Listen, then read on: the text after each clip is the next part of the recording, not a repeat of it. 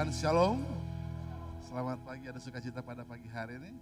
Amin. Saya percaya kita semua orang-orang diberkati oleh Tuhan. Saat ini kita akan masuk ibadah kita, tapi sebelumnya kita akan sama-sama untuk membaca pengakuan iman GBI. Mari kita sama-sama bangkit berdiri semuanya. 1, 2, 3. Aku percaya bahwa Alkitab adalah firman Allah.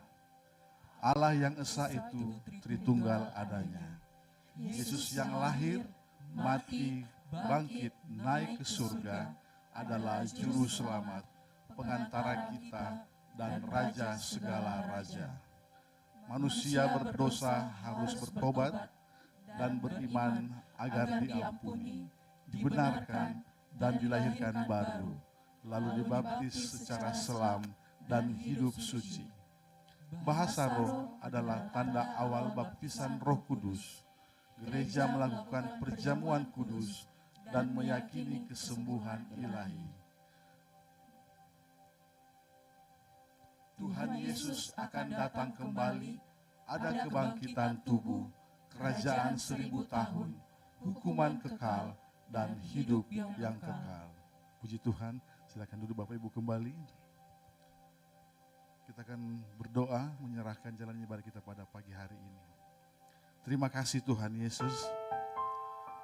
Terpujilah namamu, Allah yang hidup, Allah yang kami sembah sampai saat ini. Kalau Tuhan masih membawa kami ke tempat ini untuk beribadah bersama-sama, saya percaya bahwa Tuhan punya rencana dalam hidup kami. Sebab itu Tuhan, jadikan kami penyembah-penyembah yang benar, yang menyembah-Mu dalam roh dan kebenaran. Kuduskan seluruh hidup kami Tuhan. Hati pikiran kami ya Bapa, dikuduskan, ditundukkan dalam hadirat-Mu ya Bapa. Sehingga kami bisa menikmati hadirat-Mu, jamahan-Mu, kasih-Mu saat ini. Mujizat Tuhan terjadi dalam ibadah kami ya Bapa. Terima kasih Tuhan. Kami serahkan jalan ibadah kami pada pagi hari. Pimpin sertai Bapa. Dalam nama Yesus kami menyerahkan dalam tangan-Mu. Haleluya. Amin. Puji Tuhan. Terima kasih Tuhan.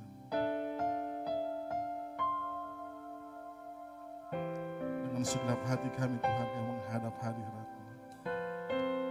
Dalam kekudusan-Mu Tuhan. Yang menyembah Engkau. Kami mau rindu selalu dalam hadirat-Mu.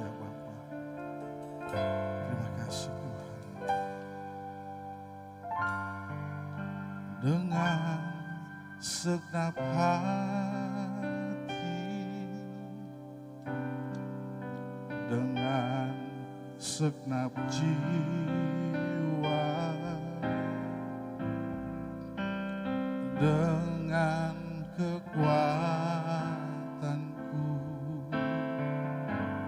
ku sembah Kau Tuhan. Dalam kekudusan-Mu, ku angkat tanganku, ku rindu selalu dalam hadirat-Mu.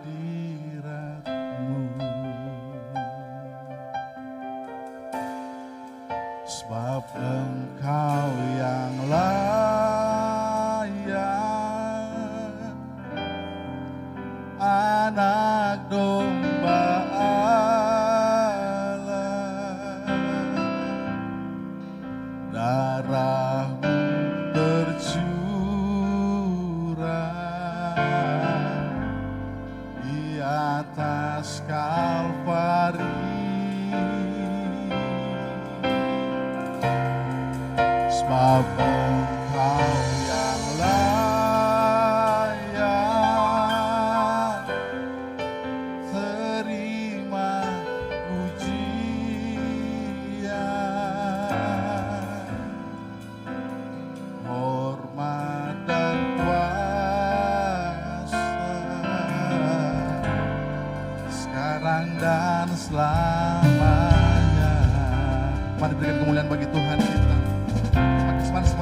Mari sama-sama kita katakan. Amin. Dengan senang jiwa, dengan kekuatanku Tuhan, kekuatan ku sembah Kau Tuhan.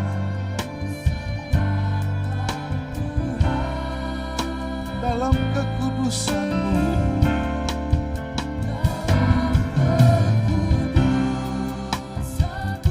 kami angkat tangan di hadapan Tuhan. Ku angkat tangan, ku rindu selalu, ku rindu selalu dalam hadirat, dalam hadirat. Mari katakan sama-sama, sebab Engkau yang kudus, sebab Engkau yang kudus. Amin. Anak domba Allah, darah-Mu tercurah di atas Kalvari, sebab Engkau yang layak, sebab Engkau yang layak.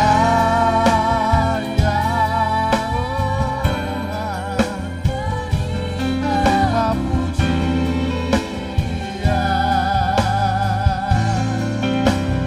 hormat dan kuasa, sekarang dan selamanya. Saya rindu biar jemaat Tuhan nyanyikan pujian ini sebagai kerinduan kita di hadapan Tuhan. Mari sama-sama katakan.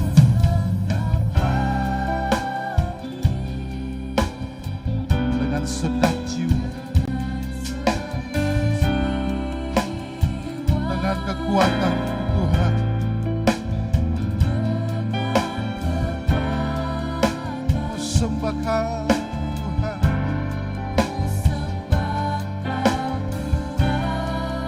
Dalam kekudusan,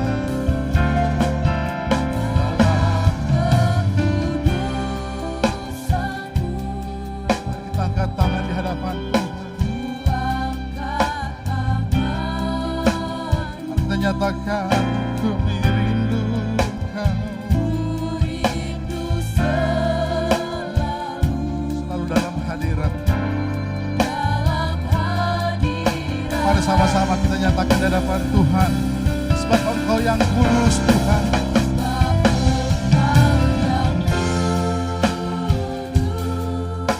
Anak domba Allah,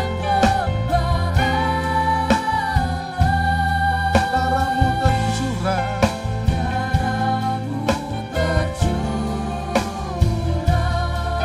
atas Kalvari,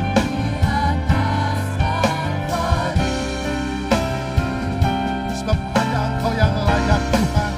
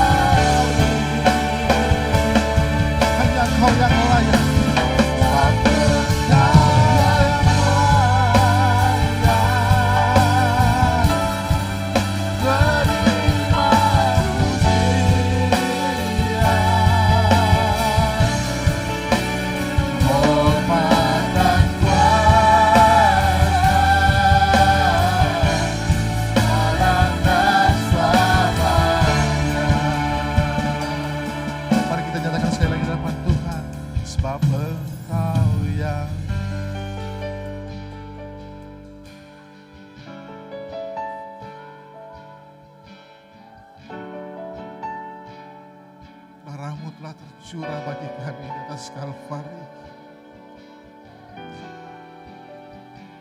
Yesus, kasih-Mu sungguh besar bagi kami Tuhan. Makasih Tuhan, Engkau yang layak terima pujian kami Tuhan. Amin.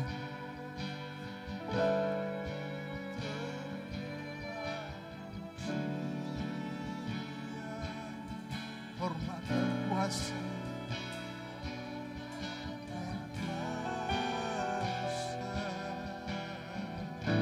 sekarang dan selamanya. Hormat dan kuasa sekarang dan selamanya.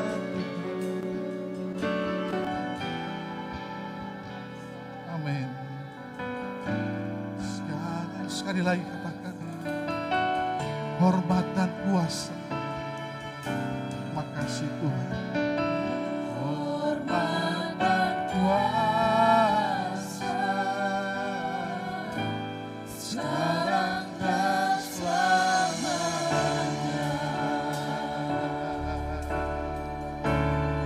Sebab hanya Engkau yang kudus Tuhan. Kami menyembah-Mu, Allah yang kudus, Allah yang penuh kasih, yang kasihnya tak terselat oleh setiap kita manusia, yang lebih tahu apa yang terbaik bagi kita semua. Mari sembah Tuhan, katakan pujian-Mu bagi Tuhan. Kau yang bersemayam di atas tahta-Mu yang kudus Tuhan. Dan Engkau Tuhan, terima setiap pujian penyembahan kami. Terima kasih Tuhan. Terima kasih Tuhan. Haleluya.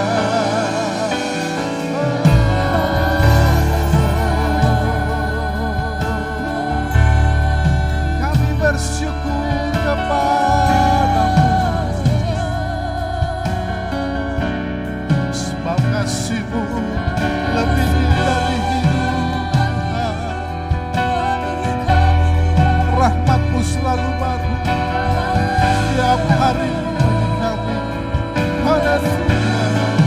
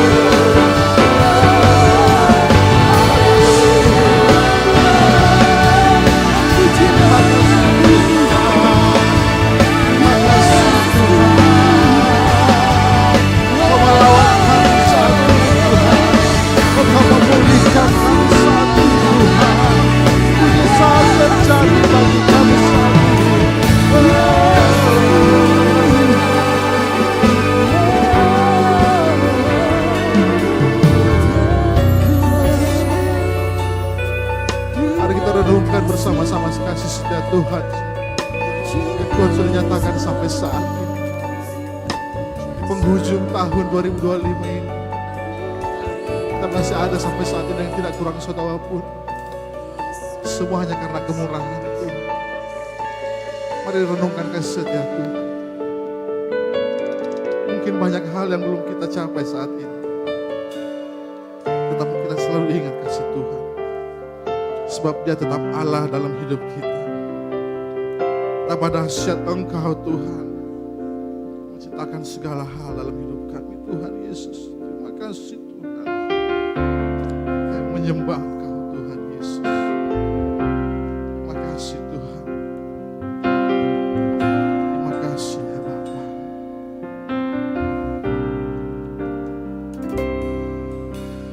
Betapa dahsyat Engkau Tuhan, Pencipta segala yang ada, dulu sekarang sampai selamanya. Hanya Engkau Tuhan, tak terselami pikiranmu,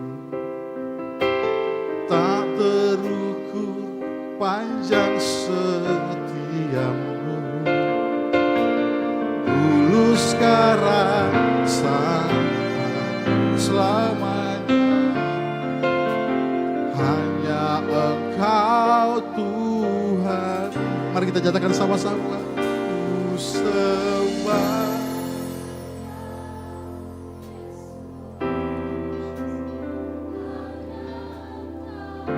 Hanya Engkau Tuhan, Allah di hidup kami.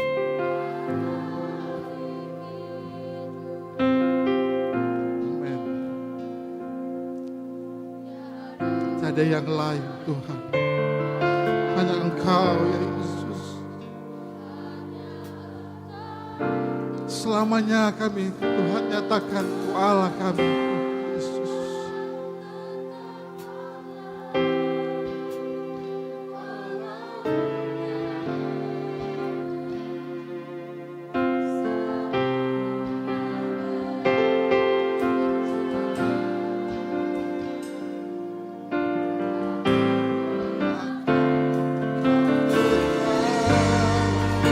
Saya undang kita bangkit berdiri semuanya.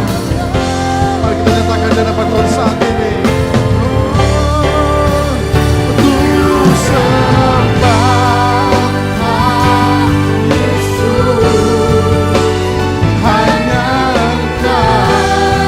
Engkau Allah dalam hidup kami Tuhan. Amin. Boleh tetap tangan keadaan cerahkan di hadapan-Mu ya Allah. Saya menyatakan saat ini hanya Engkau Tuhan. Hanya Engkau Tuhan selamanya.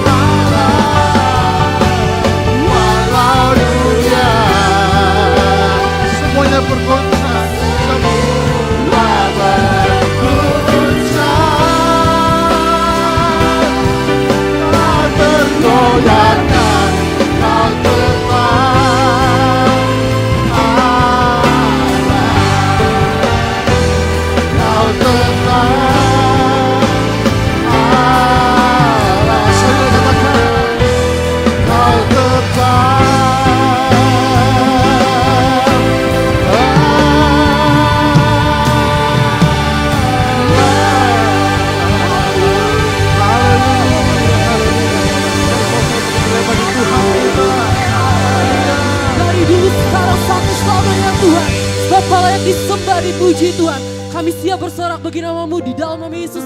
Haleluya, amin. Haleluya, kita bersorak bagi nama Tuhan Allah kita. Thank you Lord. Mari jemaat Tuhan, siapkan hatimu. Kita memuji Tuhan pada pagi hari ini. Oh Jesus,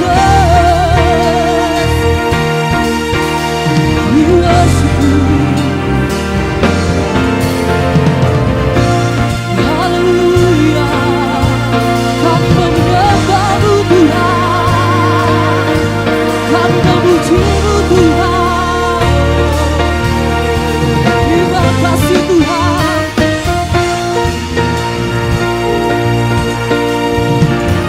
Pujian kami Tuhan Yesus, sebab Kau Tuhan layak terima sembah kami, pujian hormat kemuliaan bagi nama-Mu Tuhan. Mari jemaat Tuhan bertepuk tangan untuk Tuhan kita. Mari angkat suaramu, angkatlah suaramu, puji dan serukan nama Yesus. Tanggalkan bebanmu, tak perlu kau khawatir, sebab Dia sanggup. Gerakkan kakimu, menarilah dan bertepuk tangan, bersukacitalah. Tak perlu kau khawatir, sebab Dia sanggup. Sekarang nyanyikan kebesarannya, kekuatan berkuasa, bersorak-sorai karena kasih-Nya telah datang melawat kita dan bagi-Nya. Terima kasih Tuhan, sebab kami bernyanyi bagi-Mu Tuhan Yesus. Mari jemaat Tuhan lebih lagi katakan, angkatlah suaramu, puji dan serukan nama Yesus. Tanggalkan bebanmu, tak perlu kau khawatir, sebab Dia sanggup. Gerakkan kakimu, gerakkan kaki, menarilah, menarilah dan bertepuk tangan, bersukacitalah. Tak perlu kau khawatir, sebab Dia sanggup. Sekarang nyanyikan kebesarannya, kekuatan berkuasa, bersorak-sorai karena kasih-Nya telah datang melawat kita yang bagi-Nya. Katakan, sekarang nyanyikan kebesarannya, kekuatan berkuasa. Kami bersorak bagi-Mu Tuhan, bersorak-sorai karena kasih-Nya telah datang melawat kita dan bagi-Nya. Musik memuji Tuhan. Mari jemaat Tuhan kita bersukacita pada pagi hari ini. Haleluya. Kami percaya Tuhan, Kau ada di dalam hidup kami Tuhan. Kau melawat kehidupan kami Yesus. Terima kasih Tuhan. Oh, haleluya.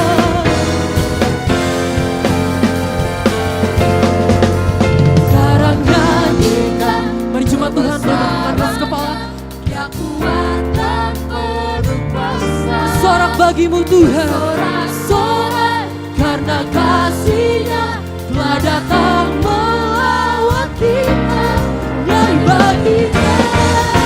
Sekarang nyanyikan kebesarannya, kekuatan berkuasa, bersorak-sorai karena kasih-Nya telah datang melawat kita yang bagi-Nya. Sekarang nyanyikan kebesarannya, kekuatan berkuasa, bersorak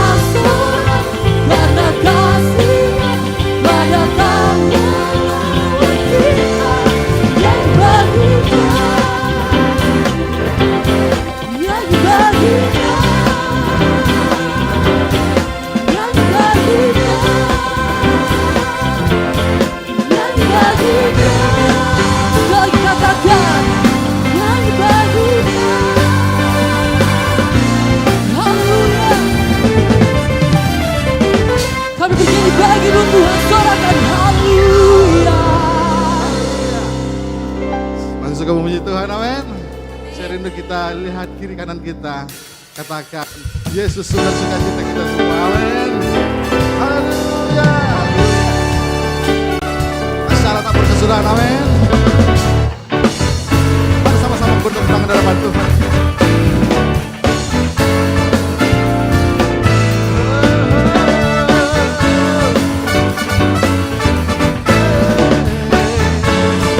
Mari sama-sama katakan, kasih Allah berkesudahan selalu baru setiap hari.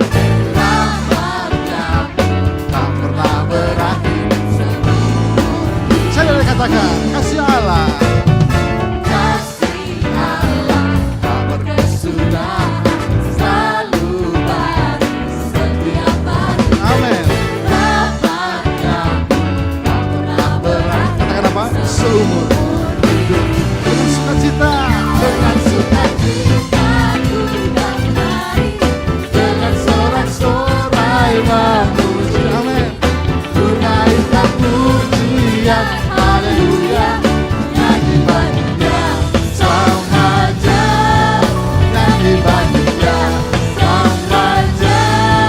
Haleluya. Mari sama-sama katakan, kasih Allah berkesudahan selalu baru setiap hari. rahmat-Nya Rahmat-Nya tak pernah seumur hidup kita. Dengan sukacita ku kan menari, dengan sorak sorai memuji. Ku naikkan syukur, haleluya. Nyanyi bagi Dia Sang Raja, nyanyi bagi Dia. Saya katakan, sukacita ku kan menari, dengan sorak-sorai memuji. Ku naikkan pujian, haleluya.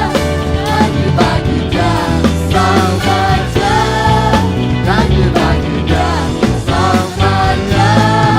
Haleluya. Saya percaya kita orang-orang diberkati Tuhan, amin. Pasti kita bersukacita kalau diberkati, amin. Coba lihat kiri kanan, ada nggak yang tidak bersukacita? Haleluya. Kita semua orang bersukacita, amin. Katakan sama-sama, sukacitaku kan menari, yes. dengan sorak-sorai memuji.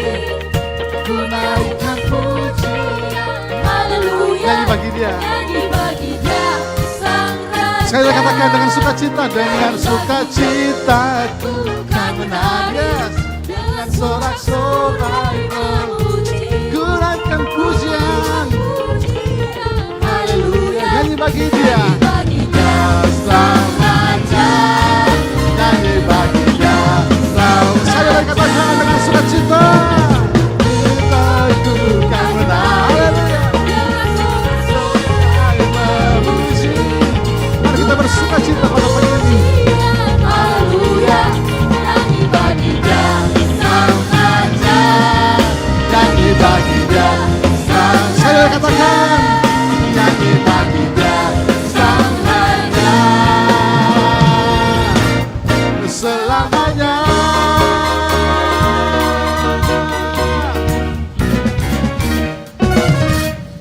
Haleluya. Silakan duduk Bapak Ibu kembali. Puji Tuhan.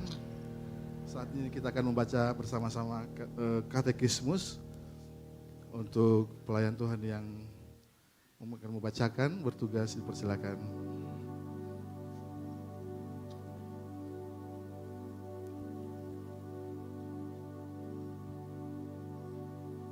Shalom jemaat Tuhan, selamat datang di GBI Oikumene.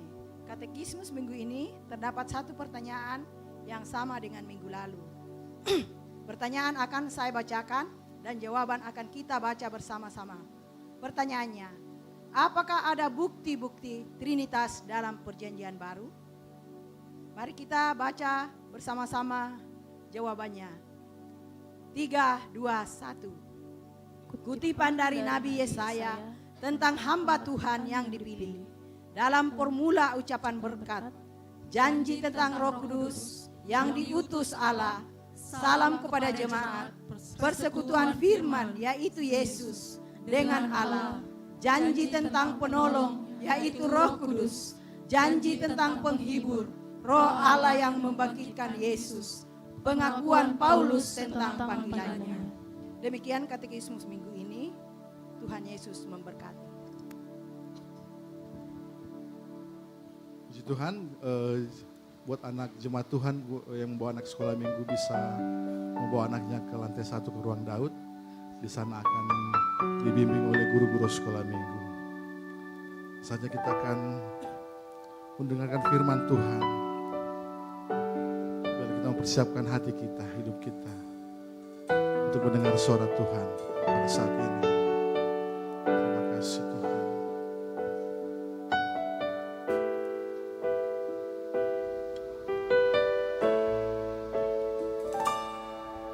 Ku cari wajah-Mu,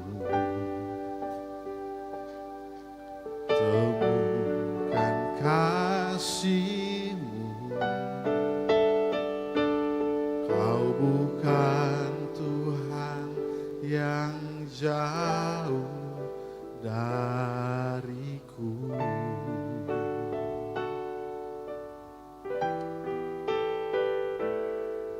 Ku panggil nama-Mu, ku dengar jawab-Mu.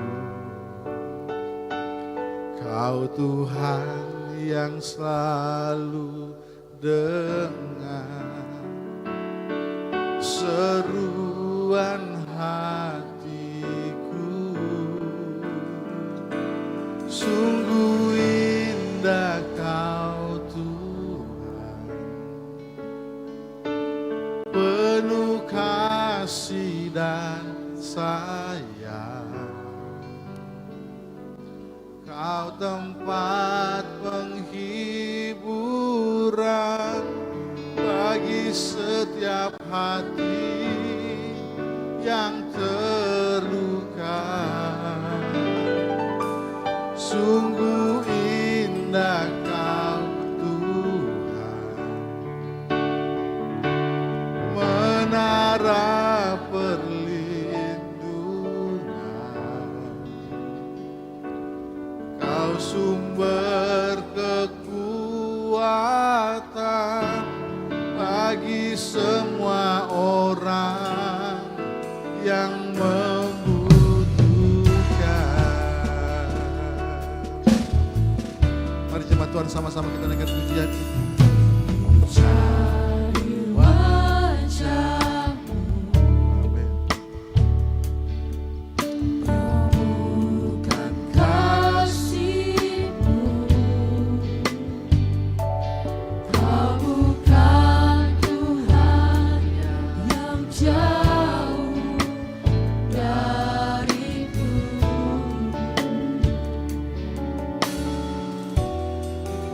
Mari kita panggil namanya. Nama-Mu, Mari dengar jawab. ku dengar jawab. Ya Tuhan yang selalu mendengar seruan hati. Kau Tuhan yang selalu dengar seruan hatiku. Sungguh indah Kau Tuhan, Amin. penuh kasih dan sayang.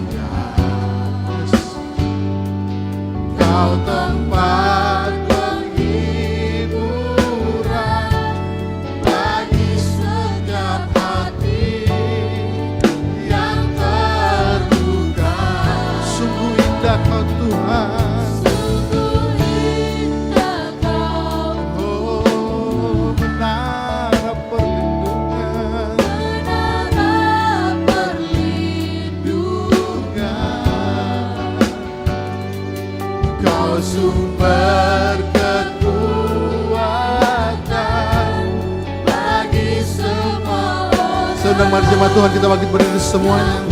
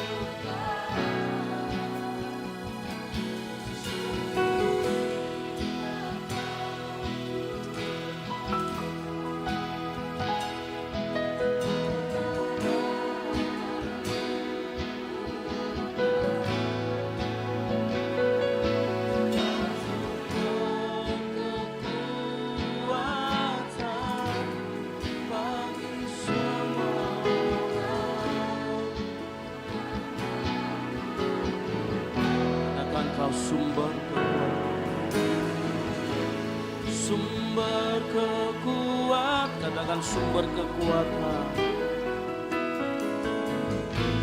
Sumber kekuatan, katakan sumber kekuatan.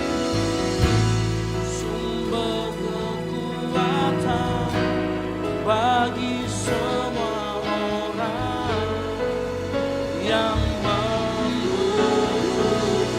Boleh kasih tepuk tangan yang meriah buat Tuhan. Amin.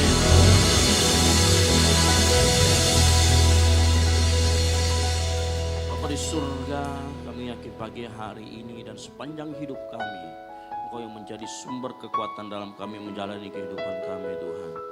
Oleh karena itu pagi hari ini kami mau merendahkan hati kami. Kami mau Tuhan meninggikan nama-Mu di tempat ini. Melalui pujian penyembahan kami, nama-Mu ditinggikan, nama-Mu dan dimuliakan. Tiba saatnya kami mau mendengarkan firman Tuhan. Kami mau buka hati kami, telinga kami, pendengaran kami dan fokus mendengarkan firman Tuhan. Berbicara kepada kami melalui firman Tuhan yang disampaikan. Urapi hamba-Mu yang memberitakan firman Tuhan. Biar isi hatimu, biar isi kehendak-Mu saja yang disampaikan. Demi Roh Kudus berbicara sesuai dengan kebutuhan kami. Menjawab setiap pertanyaan kami. Ini menjadi doa kami di dalam nama Tuhan Yesus Kristus yang siap mendengarkan firman Tuhan. Sama-sama katakan, amin. Baik, silakan duduk.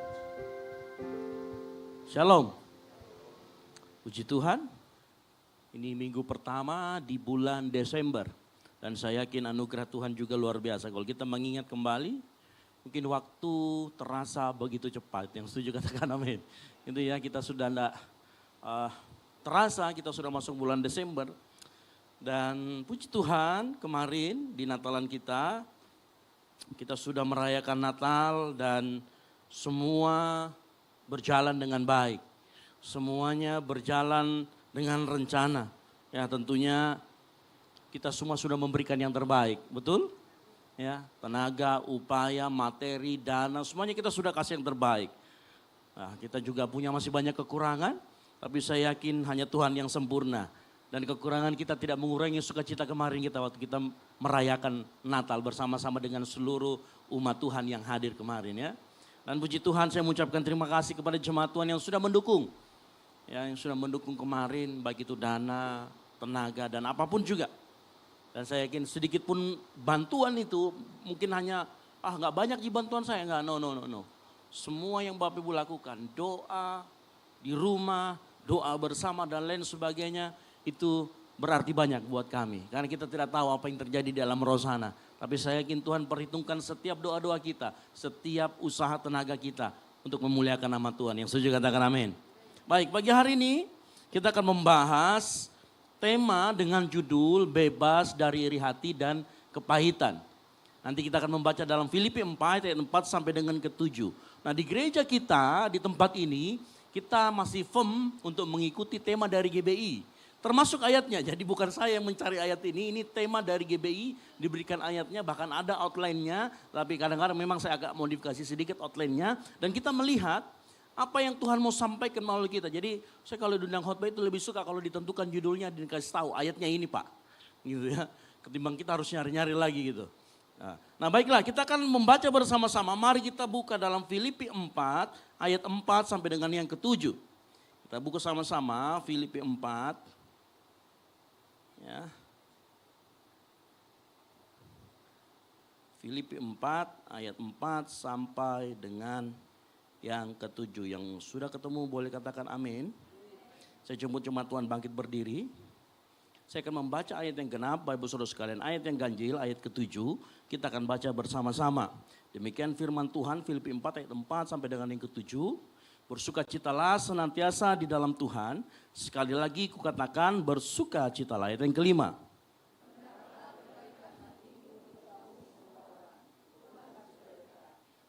Janganlah hendaknya kamu khawatir tentang apapun juga, tetapi nyatakanlah dalam segala hal keinginanmu kepada Allah dalam doa dan permohonan dengan ucapan syukur. Sama-sama, 3, 2, 1. Damai sejahtera Allah yang melampaui segala akal akan memelihara hati dan pikiranmu dalam Kristus Yesus. Baik, silakan duduk. Berbagai orang yang membaca, merenungkan, mendengarkan, dan melakukan firman Tuhan. Nah sebelum kita membahas sampai kepada iri hati dan kepahitan, mungkin kita bertanya, ini ayatnya iri hati dan kepahitan, tapi kok berbicara masalah kekhawatiran? Ya begitu ya. Nah mari kita bahas sedikit tentang fakta-fakta yang terjadi sebenarnya apa yang menjadi latar belakang Paulus, sehingga dia menuliskan surat kepada jemaat yang di Filipi. Nah kalau kita membaca dan cari latar belakangnya, silakan dicari nanti. Ya. Paulus, jemaat di Filipi ini adalah jemaat yang pertama, gereja pertama yang didirikan oleh Paulus di Eropa. Ya. Makanya Paulus dan jemaat di Filipi memang sangat dekat. Ya, kan ini gereja yang pertama yang didirikan, namanya gereja mula-mula yang didirikan di wilayah Eropa. Nah karena dia sangat dekat, makanya Paulus dengan gamblang di dalam surat-suratnya menegur beberapa orang dengan namanya masing-masing. Dan dari situ kita bisa ketahui bahwa ternyata nanti dibaca di pasal 4 ayat yang kedua. Di sana dikatakan ada namanya konflik. Ya. Bahkan disebutkan namanya di situ. Siapa yang berkonflik? Eudia dan Sintike. Makanya dinasihati sama Paulus. Hei Eudia dan Sintike, ayo bersehati dan sepikir. Artinya yang terjadi adalah di sana ada perpecahan, ada konflik internal yang terjadi. Ya, memang ada perselisihan di jemaat Filipi.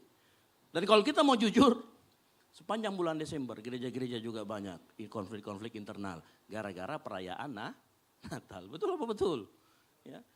Nah biasanya kalau sepak bola itu terjadi bursa transfer pemain di bulan 4 sampai bulan 7 ya. Kalau gereja itu transfer jemaat itu setelah bulan Desember. Kan begitu ya. Ada yang pamit gara-gara panitia Natal, gara-gara perayaan Natal itu mulai ada yang pamit. Jadi terjadi bursa transfer jemaat di bulan Januari, Februari. Nah, ya karena seringkali ada konflik yang tidak diselesaikan. Ya, apalagi kalau sudah mau Natal kan seperti ini ya. Selesai Natalan itu sudah mulai ada yang mau pamit. Ya kenapa? Hanya gara-gara waktu dia kerjakan ini Natalnya diintervensi. Atau sebaliknya, terlalu banyak intervensi juga pimpinannya. Banyak yang seperti itu. Tetapi di sana memang ada konflik. Ya puji Tuhan di tempat ini nggak ada, karena kita kan sudah selesai, jadi aman. Gitu ya. Dan puji Tuhan, sepanjang kita mengadakan, saya sepanjang mulai aktif di dalam pelayanan di tempat ini, kita belum pernah ada konflik yang gara-gara Natal ya sampai ini. Kemarin itu adem ayem. Jadi kalau ada yang ditanya berapa kali latihannya Pak? Kemarin kita cuma latihan Natal itu 4 kali. Ya, termasuk gladi kotor dan gladi bersih. Jadi latihan sebelum itu cuma 2 kali. Cepat sekali gitu ya. Karena kita sudah sering adakan acara, jadi Tuhan latih kita dan Tuhan kasih kita disiplin di tempat ini, on time dan sebagainya. Dan itu semua sangat membantu kita pada saat kita bikin acara-acara event.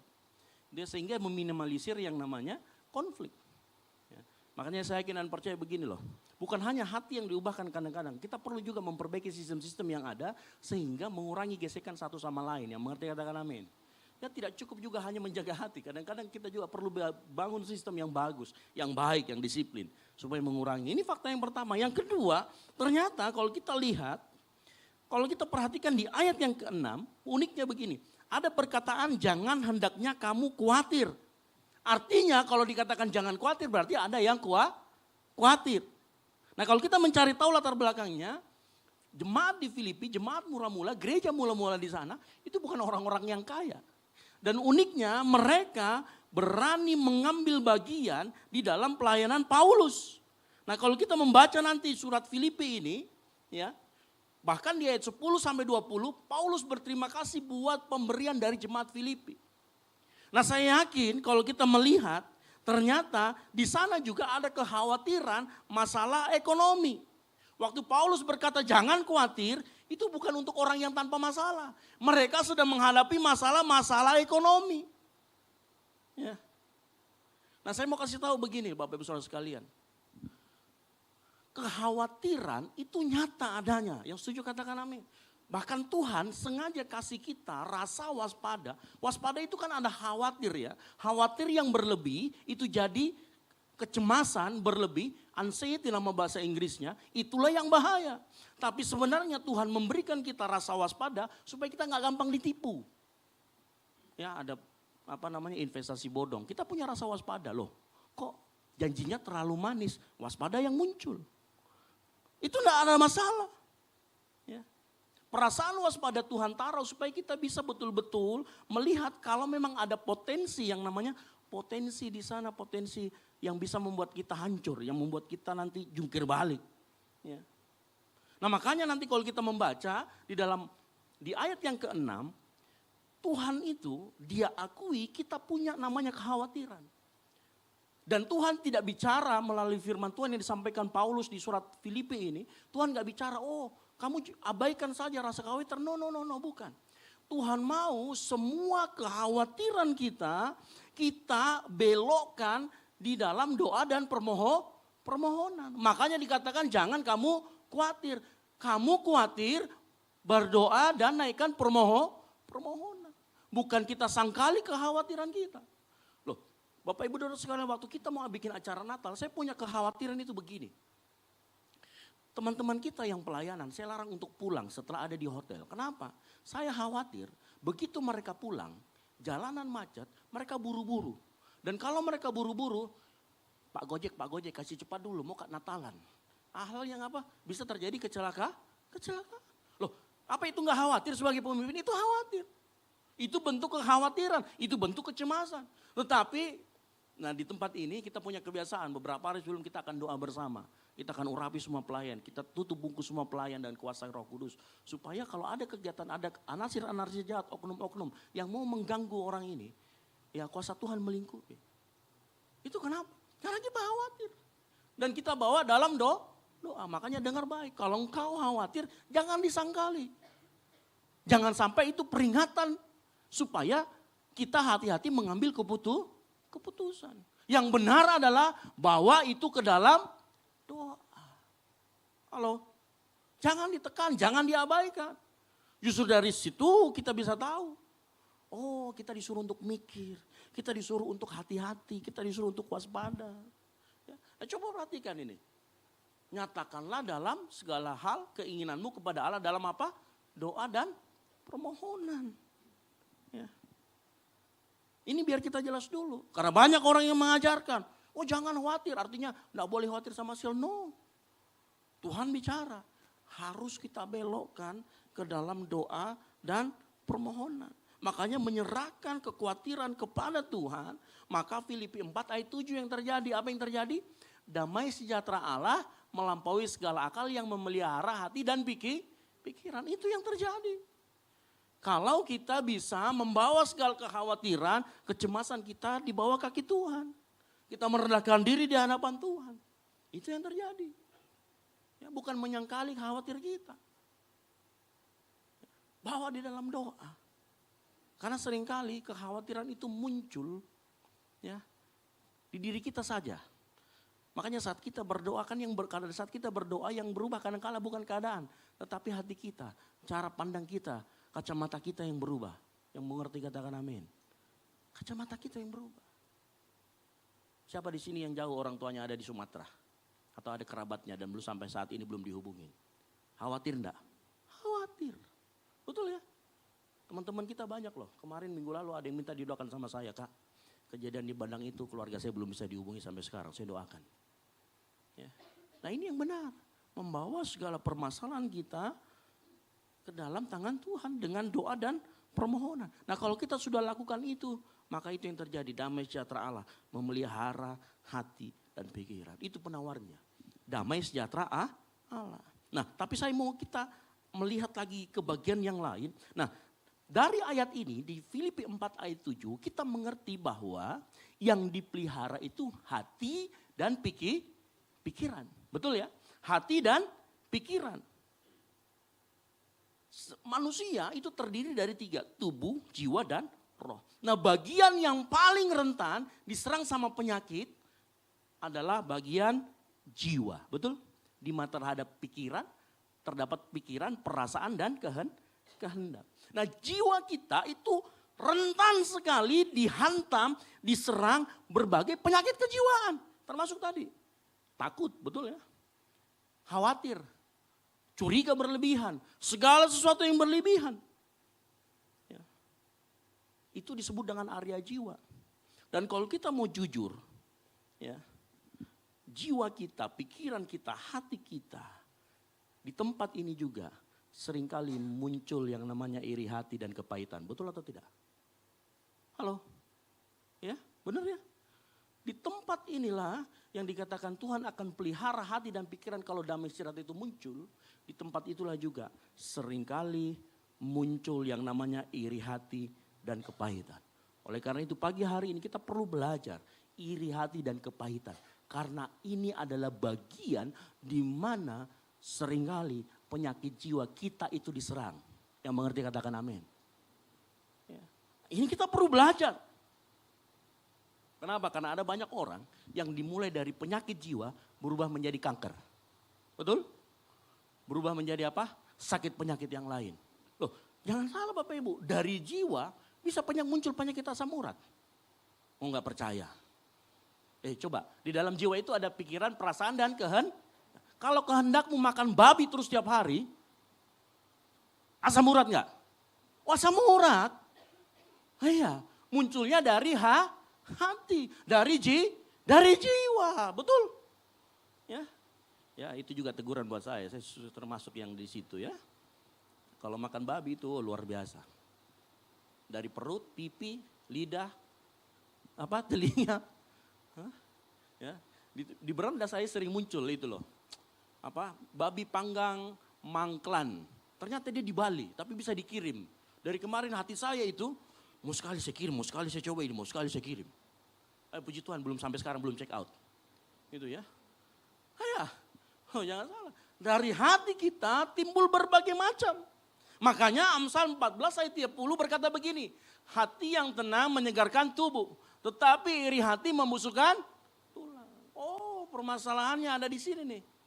Sama-sama katakan permasalahannya ada di hati. Ya. Itu yang terjadi. Nah sekarang kita akan belajar. Apa sih itu iri hati? Nah ini iri hati. Nah iri hati adalah perasaan yang gak senang. Perasaan yang gak nyaman. Tiba-tiba benci ketika orang lain memiliki sesuatu yang diinginkan. Sukses, harta. Kita pengen itu tapi kita gak punya. Bukan berarti kita bisa lebih kaya loh ya, bukan. Ya. Orang kaya juga bisa iri hati sama orang miskin. Kenapa? Orang kaya tiap hari berantem sama istrinya. Orang miskin tiap hari sayang-sayangan. Begitu dia lihat. Muncul yang namanya iri. Apa yang kita tidak miliki dan sangat diinginkan, nah itu biasanya muncul iri hati di sana. Dan kalau sudah begitu, biasanya yang muncul ekornya adalah perasaan tidak adil. Betul apa betul? Tuhan, kenapa saya tidak kau lahirkan saya dari rahimnya Nagita Slavina Tuhan? Halo, kan keluar langsung jadi miliarder. Karena kita tidak punya uang 1 miliar seperti Cipung ya. Halo, betul apa betul? Nah seringkali kita berpikir begitu karena kita menginginkan dan kita tidak miliki. Muncul rasa tidak adil. Ini biasa muncul iri hati. Nah ini berbeda, iri hati itu agak beda sedikit sama cemburu. Kalau cemburu ada orang ketiga. Ngerti maksud saya ya? Itu lagunya Dewa bertepuk sebelah tangan. Gitu ya. Kan tangannya cuma 2, kalau 3 bertepuk 3-3-nya. Ya, itu namanya poligami. Ya. Serius, berbeda dengan cemburu, iri hati itu seperti itu. Nah kalau nanti dikaitkan dengan nilai diri, maka orang yang iri hati, nilai dirinya ditentukan oleh apa yang dimiliki orang lain. Nah ini repot. Orang yang iri hati, nilai dirinya ditentukan oleh apa yang dimiliki oleh orang lain. Jadi kalau orang lain punya, dia nggak punya, dia merasa kalah dari orang lain itu. Ada yang sering merasa begitu atau cuma saya saja? Oh, pendeta juga punya kayak begitu. Nggak usah, coba tanya pendeta. Pak pendeta ini jemaatnya cuma 60 satu kali ibadah. Coba lihat tetangga, satu kali ibadah 1.500. Oh, ini pendeta juga manusia. Ini seringkali juga terjadi sama pendeta. Ya, Pak pendeta, di sebelah sana musiknya, setiap bar itu ada singkupnya. Woi kalau di sini singkupnya diam alias nggak ngerti apa-apa. Nah, itu juga tiba-tiba bisa muncul iri. Ya. Karena nilai dirinya ditentukan oleh apa yang dimiliki orang lain. Ya. Nah unik, iri hati itu unik. Iri hati itu bikin kita, orang lain yang sukses, kita yang panas dingin. Orang lain naik jabatan, besoknya kita cuti. Kenapa? Sakit Pak. Meriang. Panas dingin. Padahal karena kena hujan pulangnya. Tapi biasanya iri hati. Ya. Orang lain naik pangkat, kita yang kejang-kejang epilepsi kan. Akhirnya apa? Sekali lagi dikatakan, dia akan merasa dunia ini gak adil. Dia mulai akan ungkit-ungkit itu. Padahal saya sudah datang paling cepat, pulang paling lama, semua saya yang kerjakan, tapi dia naik pangkat. Dia mulai ungkit semua yang terjadi, merasa tidak adil. Nah pertanyaannya begini, kalau begitu apa akar dari iri hati? Nah kita akan belajar sama-sama, ada 5 yang saya dapatkan dari perenungan tentang mengenai iri hati ini. Yang pertama, apa sih akar iri hati? Yang pertama kata rasa kurang aman dalam identitas diri. Nah orang yang gak jelas identitas dirinya atau nilai dirinya, dia akan mudah tersinggung oleh keberhasilan orang lain. Seperti contoh tadi. Ya. Nah kalau dalam Alkitab ada contohnya juga. Siapa? Coba baca nanti dalam 1 Samuel 18 ayat 7 sampai dengan 9.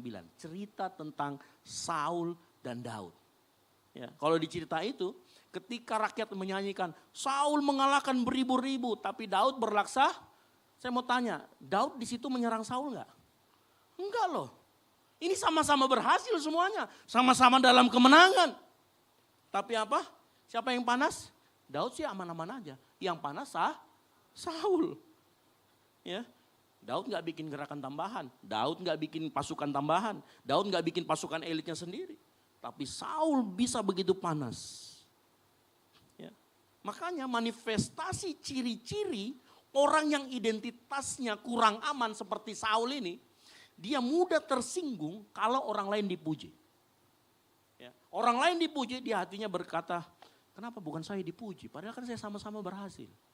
Ada yang kayak begitu kadang-kadang. Ya. Tetangganya bikin hajatan, naik. Ya, dari eselon 1 menjadi eselon -1. Dia yang panas. Dia yang sakit hati. Padahal dia gak diapa-apain. Tetangganya punya banyak 10 mobil padahal rental kan begitu. Dia yang panas. Halo. Ya.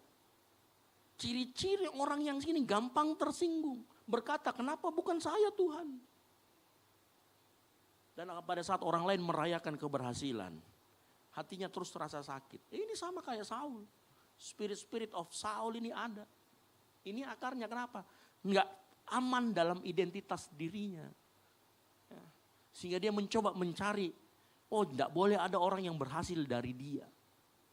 Yang kedua, biasanya akar iri hati itu karena ada perbandingan sosial yang salah.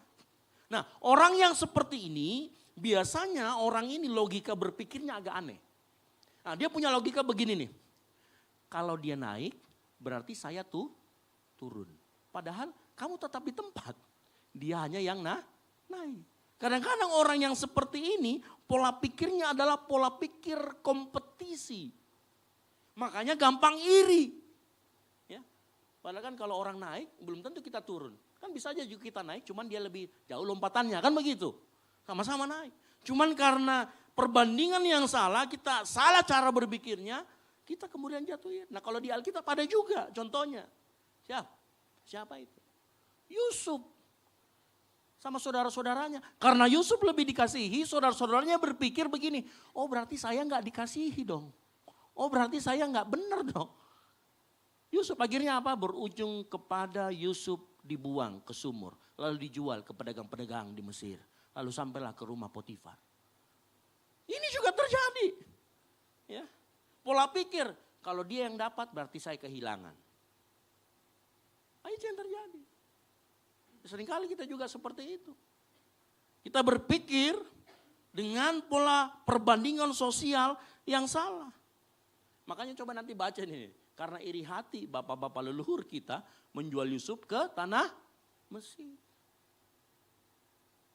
Dengar baik. Kalau kita iri hati, ya jangan-jangan orang yang kita iri hati itu Allah menyertai dia seperti Yusuf. Kita yang kejang-kejang di sini karena kita salah di dalam perbandingan sosial. Kalau Tuhan kasih berkat dia, bukan berarti Tuhan tidak kasih berkat kita. Yang setuju katakan amin. Tuhan tetap kasih kita kok. Sesuai dengan kapasitas masing-masing. Makanya nggak perlu iri. Ya. Nah ciri-ciri orang yang modelnya seperti ini, dia akan selalu berpikir hidupnya itu kompetisi. Pokoknya kalau tetangga punya satu mobil, kita harus punya dua. Semuanya nyicil. Pokoknya kalau di tetangga di sebelah, ya dia punya iPhone 13, kita bisa 13,5. Adakah? Ya. Bapak Ibu jangan salah loh, ini biasa terjadi. Kalau kadang-kala kita itu kan start kita misalnya ini teman-teman SMA kita, start kita kan sama nih, lulusnya sama-sama. Tapi dia bisa lebih sukses. Nah kadang-kadang muncul ini, apalagi kalau sudah reuni alumni, kompetisi menunjukkan handphone, semua handphone ditaruh di atas meja. Betul apa betul? Sak kunci-kunci mobil. Ya. Kalau cuman logonya itu 3 yang begini, kalau yang tulisannya BYD, mobil listrik kan begitu. Seringkali kita muncul pikiran ini, makanya akarnya muncul iri hati. Ya. Makanya ada orang di sini yang menghindari reuni alumni. Betul apa betul? Jangan dihindari, datang saja dengan apa adanya. Yang setuju katakan amin. Kita mau ketemu sama teman kita. Kita mau menceritakan pengalaman kita. Tidak berarti dia diberkati, kita kurang diberkati. No, kita berdua sama-sama diberkati dan tidak perlu jadi kompetisi. Yang setuju katakan amin. Iya. Yang ketiga nih seringkali, ketamakan. Kita tamak, ingin memiliki semuanya tapi gak mau kerja keras. Ingin punya seperti yang orang lain punya, tapi kita gak mau mengalami apa yang orang lain alami. Betul apa betul? Kita pengen seperti dia, punya mobil 3, tapi kita lupa. Dia bangun setiap hari jam 5, dia siapkan bahan-bahan untuk dia jualan. Nah kita jam 5 itu masih ngorok, nanti jam 9 baru bangun. Kita ingin seperti orang lain, tapi kita malas. Di Alkitab ada juga ceritanya. Kalau kita nanti buka di dalam Kisah Para Rasul 5, tentang Ananias dan Safira. Loh, begini ya, cerita tentang Ananias dan Safira itu bicara begini. Ananias dan Safira itu pengen sama seperti Barnabas. Nanti cari tahu Barnabas. Barnabas itu orang punya banyak sekali tanahnya. Dia jual baru dia bagikan kepada jemaat yang ada di sekitar situ. Nah Ananias dan Safira ternyata pengen sama seperti Barnabas. Pengen diakui tapi nggak mau ngasih semuanya kepada jemaat, makanya ditahan sebagian. Dia bohong sama Petrus, akhirnya meninggoy, kan begitu. Ini yang terjadi juga. Ya. Orang rakus akan pengakuan, tamak terselubung. Makanya tipe orang seperti ini kadang-kadang dia malas. Selalu mengeluh mengenai orang lain yang sukses, tapi diri sendirinya malas, nggak mau seperti itu, nggak mau kerja keras. Dan biasanya ujung-ujungnya dia akan salahkan keadaan. Lihatin aja, setelah dia salahkan keadaan, dia akan suka salahkan Tuhan. Ya, salahkan nasib, padahal nasib enggak kemana-mana. Nasib itu enak dicampur sama babi panggang, lombok, oh itu nasi ya. Halo, ya, seringkali seperti itu. Dan biasanya orang tipe ini suka menyembunyikan sesuatu, dia nggak mau kasih tahu sebenarnya. Kalau dia mengeluh sama kita, ada satu cerita, dia mengeluh keberhasilan atau mengeluh tentang sesuatu yang salah, dia akan cerita, tapi sedikit yang dia cerita. Dia nggak cerita semua-semuanya. Nah ini juga ada. Yang keempat, pemahaman tentang Allah yang salah, ini juga seperti ini. Orang ini, iri hati ini akarnya juga ini, karena dia melihat Tuhan seperti jualan kuota. Jadi kalau engkau sudah ambil kuotanya, berarti buat saya nggak ada. Ah itu. Jadi seakan-akan kalau orang diberkati, jatah buat dia habis. Iya, seperti kadang-kadang seperti itu. Ceritanya nggak ada cerita di Alkitab. Nanti baca di dalam Matius 20 ayat 1 sampai 16 cerita tentang orang yang bekerja.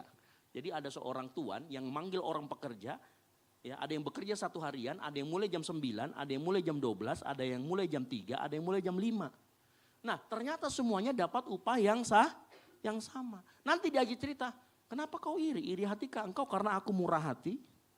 Dia punya versi keadilan sendiri. Ini juga pemahaman tentang Tuhan yang salah. Membuat kita seringkali iri hati. Nah yang kelima, ini yang paling parah. Dan ini yang berhubungan dengan kepahitan. Luka harga diri. Kadang-kadang kita punya pengalaman malu atau gagal, diremehkan di masa lalu. Dan itu belum sama sekali kita bereskan, bukan diobati ya, belum kita bereskan. Sehingga waktu orang yang meremehkan kita itu sukses, kita reaktif langsung iri hati. Ah, dia sukses itu karena dia injak kepalaku. Dia sukses itu karena anuku jasaku. Kadang-kadang kita begitu. Ah, ini ada luka di sana, ada iri hati, ada luka. Nah kalau kita lihat di Alkitab contohnya siapa? Kain dan Habel. Loh Kain cemburu sama Habel, sudah diingatkan Tuhan. Tetapi kemarahannya, rasa kecewanya, dia tidak bawa ke dalam tangan Tuhan. Begitu ada kesempatan, dia bunuh, dia marah. Dia merasa dirinya begini ya, yang lebih tua mana, Kain atau Habel? Kain bener ya. Orang yang lebih tua kalah sama yang lebih muda. Oh dia sakit hati sekali, harga dirinya di mana? Ya. Makanya waktu persembahan Kain ditolak, persembahan Habel diterima, Kain panas dan marah.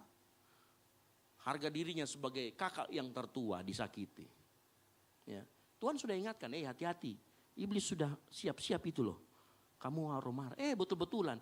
Begitu ada kesempatan, dia robohkan Habel. Dia bunuh Habel karena iri hati. Itu karena kenapa? Ada luka harga dirinya. Makanya kalau ditanya, apa sih hubungan antara iri hati dan kepahitan? Jawabannya begini.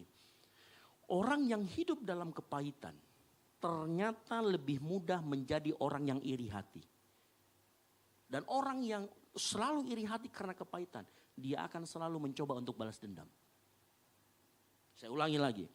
Hubungannya adalah orang yang hidup dalam kepahitan lebih mudah menjadi orang yang iri hati. Dan selalu ingin balas dendam. Ya, makanya dengar baik, kepahitan itu adalah luka yang diberi ruang tinggal di dalam kita. Saya ulangi lagi, kepahitan adalah luka yang diberi ruang tinggal di dalam kita. Makanya nanti kalau ada orang sukses yang pernah melukai kita, kita dengan mudah akan mencemooh. Dan kita akan memuji tapi selalu ada kata tapi. Oh dia tuh, oh iya dia sukses. Tapi, wih bagus deh, mobilnya bagus. Tapi, ada selalu tapinya. Jangan-jangan kita punya kepahitan. Ya, dan gejalanya adalah iri hati. Makanya saya mau kasih tahu, begini loh cara prosesnya, cara kerjanya. iri hati yang karena kepahitan. Pada saat kita terluka dan kemudian kita membiarkan, kita tidak bereskan, dibiarkan itu namanya luka, diberi ruang tinggal, dia akan jadi kepahitan. Setelah dia menjadi kepahitan, dia jadi orang yang sensitif terhadap orang yang melukai dia. Makanya kalau ngomongin orang yang melukai dia, pokoknya ngomongnya pahit mulu keluar dari dirinya. Jelek-jelekin mulu. Ada yang kayak begitu. Makanya orang model kayak begini suka sekali gosip. Terutama orang yang dibenci. Ya. Orangnya sensitif, mudah iri hati terhadap orang lain. Awalnya, biasanya begini, awalnya dia hanya iri sama orang yang sakitin dia. Tapi kelama-lamaan, kok enak ya gosipnya. Menyebar itu kemana-mana. Lama-kelamaan dia juga iri sama orang lain. Dan yang terakhir, dia bisa bereaksi dengan balas dendam. Makanya saya sepakat dengan ini. Iri hati adalah gejala dari hati yang penuh dengan luka dan dibiarkan tinggal terlalu lama. Itulah kepahitan. Halo? Iri hati, jangan sampai itu lahir dari kepahitan kita. Nah mungkin kita berpikir begini ya. Waktu, kalau nggak salah materi ini pernah kita bawakan di dalam ground kita, di teman-teman yang masuk dalam ground. Nah waktu saya membina, waktu itu saya ada di ground anak-anak teman-teman kita yang reguler, pemusik-pemusik yang dari luar ya. Ada yang ngomong gini, Kak, saya itu iri loh Kak. Tapi ternyata iri saya itu memotivasi saya, sehingga saya akhirnya bisa lebih dari dia orang. Ada yang begitu ya, iri hati jadi motivasi. Dia bilang ini iri hati yang positif. Saya pernah direndahkan Kak, tapi saya janji suatu saat saya akan lebih dari kamu. Ya. Saya akan menyamai. Nah saya mau beritahu, tidak ada yang namanya iri hati positif. Ya, mungkin yang kita rasakan kita salah kasih label. Sebenarnya yang kita rasakan itu namanya inspirasi, bukan iri hati. Atau mengagumi seseorang, bukan iri hati. Ya, tidak pernah ada namanya iri hati, karena iri hati itu dia akan selalu gak nyaman dengan pencapaian orang.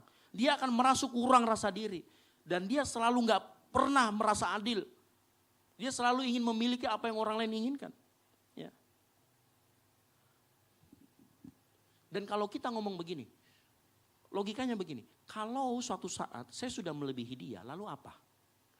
Bukankah pada saat kita, misalkan kita disakitin, kamu main drum aja jelek begitu. Akhirnya kita latihan, ternyata betul. Akhirnya skill kita main drum jauh lebih dari dia. Lalu kalau sudah kita melebihi dia, lalu mau apa lagi? Berarti kamu kehilangan arah hidup dong. Berarti skillmu akan hanya sampai di situ dong. Betul tidak? Kalau kita menjadikan iri hati itu sebagai motivasi. Kalaupun parah-parahnya. Ya. Kalaupun parah-parahnya. Dan sebenarnya kalau kita mau jujur, pada saat kita berkata saya akan lebih daripada kamu. Sebenarnya itu namanya benih balas dan dendam. Betul atau tidak? Nah kalau kita mau akui itu jujur, berarti ada luka sebenarnya. Ada luka yang kita biarkan tinggal di dalam kita lama. Kita biarkan kepahitan menguasai diri kita. Dan saya mau kasih tahu, itu namanya bukan motivasi, itu namanya kompetisi identitas. Itu tetap tidak sehat. Ya. Makanya saya yakin begini, yang kadang orang sebut iri hati positif sebenarnya itu bukan iri. Tetapi inspirasi, admirasi, mengagumi atau keinginan untuk bertumbuh. Nah bedanya di mana? Orang yang perspektifnya bukan mau menjadikan orang lain sebagai ukuran. Ya, dia bicara aku mau seperti dia. Bukan hanya sekedar aku mau seperti dia. Tapi dia akan berbicara gini, kalau dia bisa sampai saya juga bisa. Tetapi dengan versi saya sendiri. Ah begitu, itu orang yang sehat. Mengagumi, kalau saya kagum dengan salah satu hamba Tuhan yang besar, Jeffrey Rahmat misalkan. Karena dia bisa bangun JPCC 25 tahun. Dia jadi gembala dan waktu dia jadi gembala gak jatuh ke anaknya. Saya bilang saya mengagumi dia. Saya bilang suatu saat, bukan karena dendam, bukan. Suatu saat saya akan jadi seperti dia. Saya bilang begitu. Bukan supaya balas dendam sama dia, orang dia gak kenal saya gak kenal dia. Tetapi karena apa? Inspirasi, mengagumi. Itu yang penting. Itu yang kemudian bisa menjadi sesuatu yang positif. Ingat baik-baik Bapak Ibu Saudara sekalian. Kita tidak bertumbuh dengan mengalahkan orang lain, yang setuju katakan amin. Tetapi dengan membereskan luka yang ada di dalam hati kita. Makanya jangan sampai hari ini saya mau ingatkan. Jangan sampai kita mau mengalahkan orang lain, kita iri dengan orang lain. Karena dalam hati kita ada luka yang dibiarkan tinggal terlalu lama. Dan itu menjadi kepahitan. Ya. Lalu bagaimana solusi yang ditawarkan oleh Injil atau firman Tuhan? Ada dua ya, yang saya dapatkan dari pembacaan yang kita baca. Yang pertama, solusi Injil. Yang pertama, bereskan luka itu. Apa maksudnya bereskan? Kenapa saya nggak pakai kata mengobati? Karena kan kalau luka kan harusnya diobati. Kalau saya lebih untuk luka batin, saya suka menggunakan kata bereskan luka itu. Nah, Filipi 4 itu berkata begini, perhatikan baik-baik. Filipi 4 berkata, bersukacitalah senantiasa dalam Tuhan. Sekali lagi katakan bersukacitalah. Ini pasti bingung. Apa hubungannya bereskan luka dengan bersukacita? Nah, saya jelaskan dulu di sini. Firman Tuhan melalui Paulus tidak sedang berkata abaikan lukamu dengan cara bersukacita, bukan. Saya mau kasih tahu, saya memahami dan firman Tuhan memahami bahwa luka kita itu nyata. Betul atau tidak? Sakit hati kita itu nyata. Karena memang kita yang kena, kita yang merasakan. Makanya gak mungkin kita dipaksa untuk bersukacita. Tetapi saya mau kita melihat baik-baik ayat ini, bukan di kata bersukacitanya. Karena bersukacita itu ekspresi, sama saya katakan ekspresi. Itu ekspresi. Maka harusnya kita fokus di dalam kata dalam Tuhan. Artinya begini, Tuhan mau ekspresimu bersukacita, mau sedang kecewa, sedang marah, sedang sedih, sedang menangis, tetaplah di dalam Tuhan. Itu yang Tuhan mau katakan pagi kita. Kata di dalam Tuhan artinya jemaat ayo. Kalau kita mau bersukacita apapun ekspresi hati kita kepada Tuhan, tetap jadikan Tuhan sebagai pusat fokus kita. Jangan jadikan luka yang kita alami menjadi fokus kita. Karena kalau kita jadikan luka yang kita alami menjadi fokus kita, kepahitan itu, maka semua yang kita lihat itu pahit.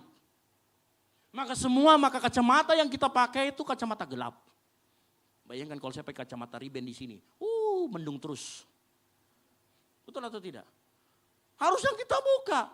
Tetap di dalam Tuhan artinya kita pakai perspektif Tuhan, kita ada di dalam Tuhan. Supaya kita nggak lagi berkata, oh Tuhan mengapa ini terjadi kepadaku. Mendrama lagi. Tapi saat kita di dalam Tuhan, Tuhan mau pastikan. Di dalam setiap luka kita, dia akan hadir di sana untuk menyembuhkan. Di dalam luka kita, Tuhan akan hadir di sana. Dan memberi kita sukacita yang melimpah, damai sejahtera dari Allah. Ya. Makanya dengar baik. Ya.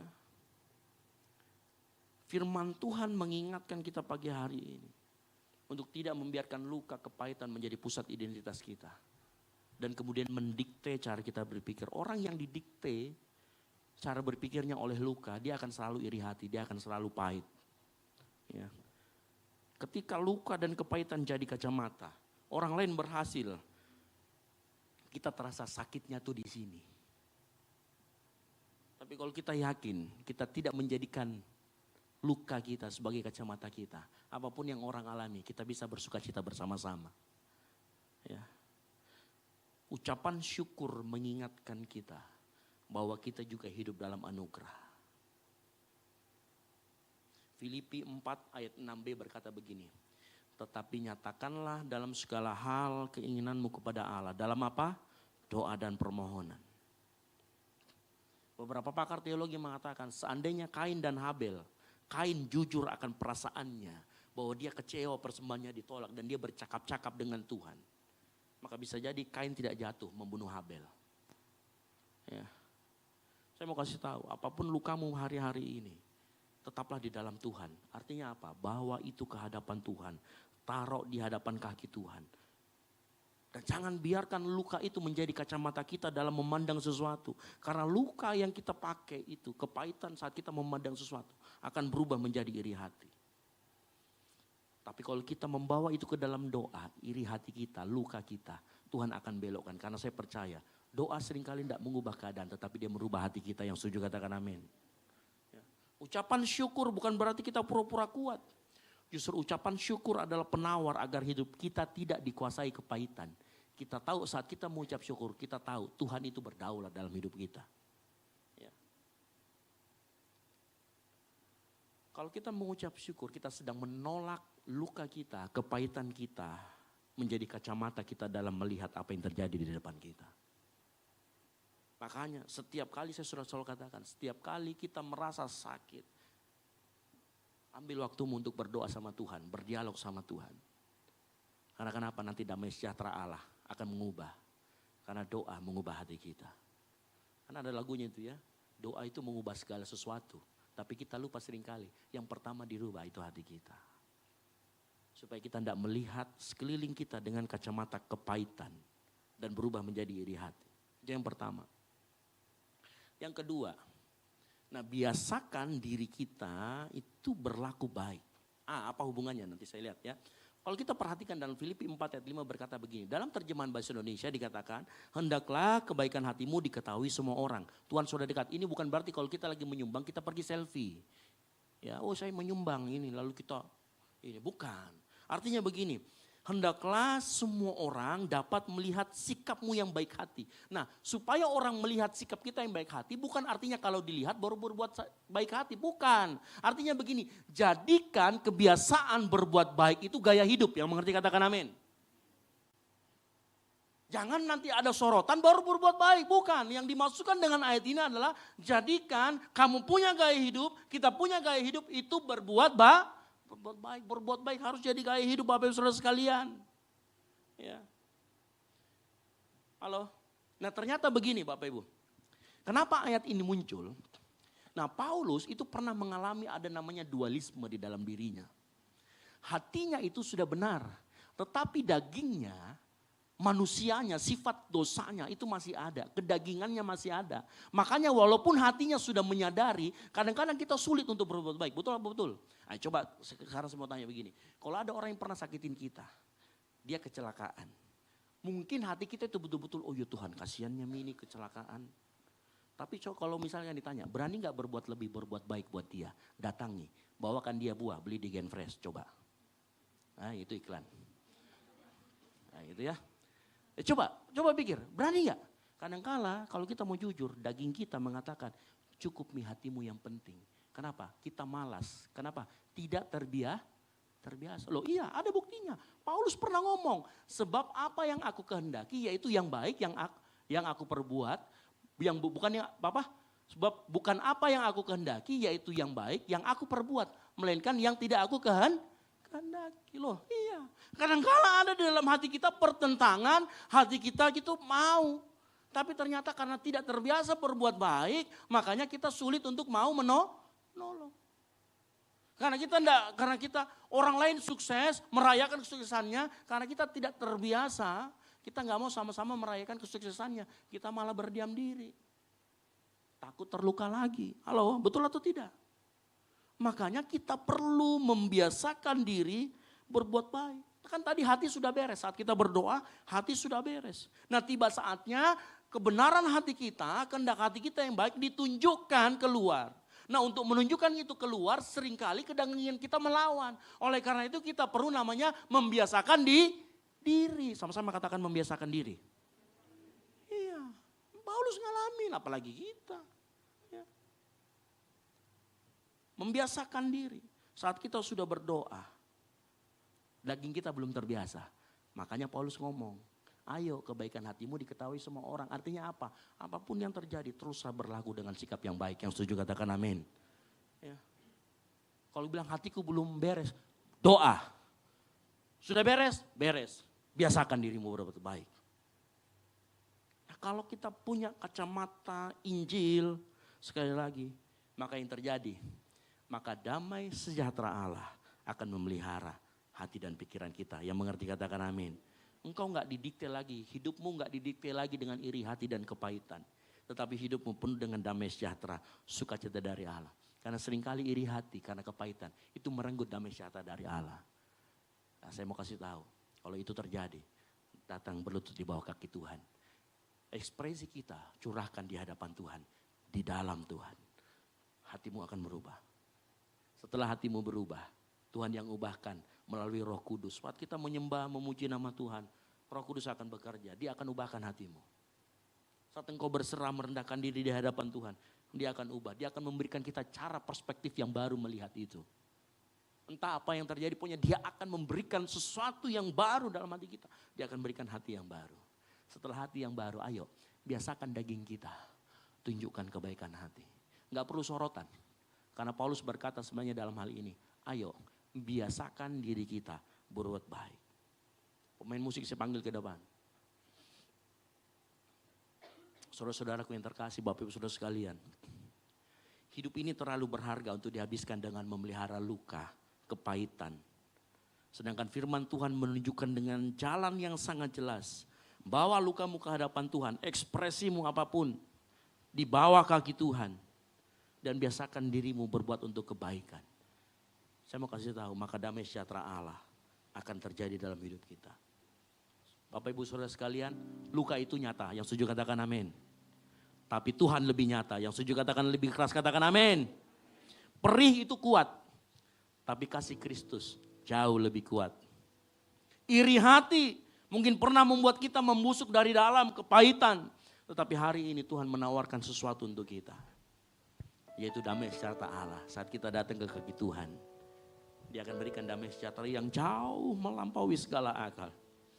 Dan saya mau kasih tahu, ketika damainya menjaga hati serta pikiran kita, kita tidak lagi hidup dari luka, tetapi dari anugerah Tuhan. Kita tidak lagi melihat keberhasilan orang lain sebagai ancaman, tetapi kita juga mau bersyukur untuk keberhasilannya. Karena Tuhan itu baik dalam kehidupan kita dan dalam kehidupan Dia. Kita tidak lagi berjalan dengan hati yang sempit, tetapi hati yang diperluas oleh Tuhan. Kita bisa terima kesusahan orang lain. Bahkan pada saat dia menyakiti kita bisa terima karena kita terbiasa berbuat baik. Karena itu, dengar baik-baik. Mari pulang dengan satu komitmen. Saya tidak akan membiarkan kepahitan tenang, kepahitan menentukan cara saya melihat dunia. Saya tidak akan membiarkan iri hati mencuri sukacita kita. Saya akan memilih jujur di hadapan Tuhan dan untuk bersyukur di hadapan Dia. Dan saat kita bersyukur, Tuhan akan mengubahkan hatimu. Saya akan memilih untuk hidup dalam kebaikan yang konsisten agar orang melihat dan memuliakan Bapa di surga. Saya mau hidup, kita mau hidup supaya daging kita terbiasa untuk melakukan kebaikan. Dan saya berdoa untuk jemaat Tuhan GBI Oikumene di tempat ini. Kiranya Tuhan sendiri memelihara hati dan pikiran kita dalam Kristus Yesus. Dan membawa kita sebagai umat yang bebas, utuh, penuh damai sejahtera, penuh sukacita. Karena kita lepas dari luka, kepahitan, dan iri hati. Kasih tepuk tangan dulu buat ketemu nama Tuhan. Terakhir, iri hati muncul ketika luka menjadi pusat hidup. Tetapi damai sejahtera lahir ketika Tuhan yang menjadi pusatnya. Lihat samping kiri kanan yang ngomong, Tuhan harus jadi pusatnya. Mari kita bangkit berdiri. Siapkan hati kita.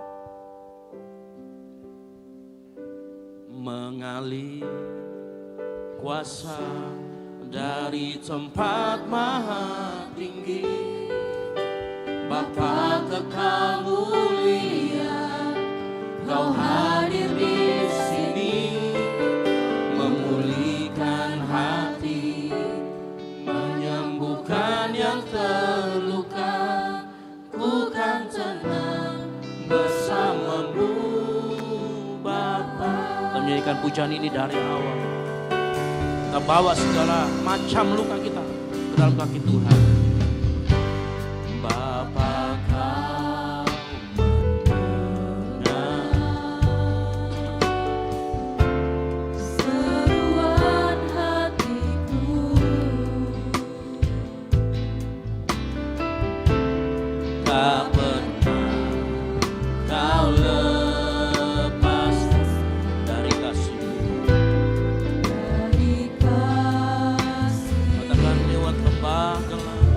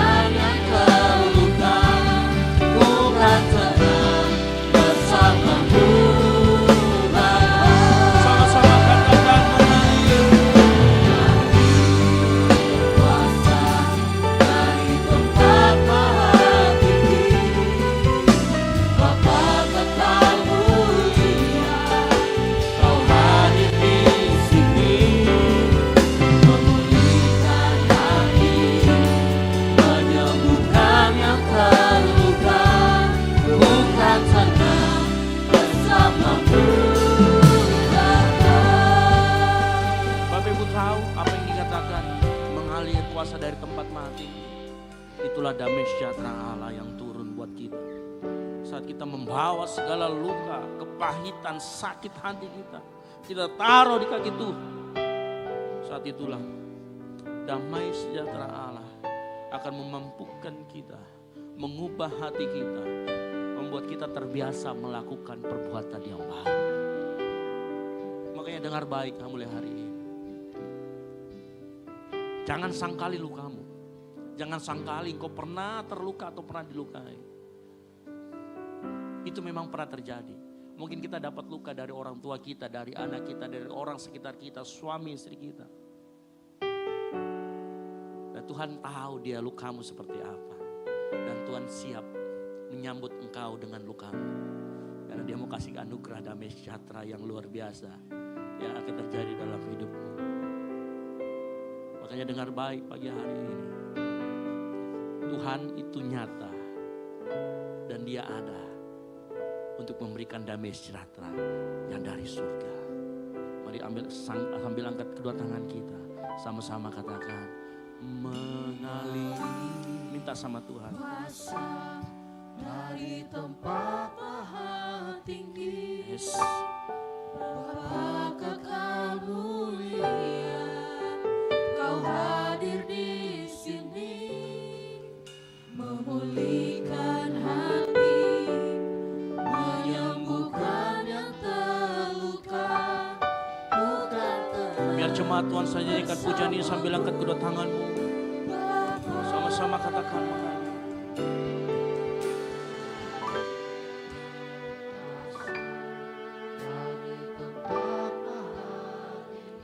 Yes.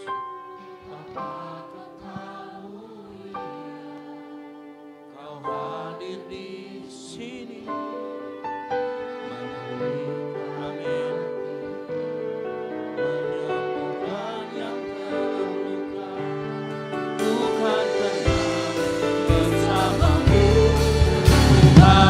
Mari lebih lagi, bawa segala pergumulan, segala sakit hati kamu sama Tuhan.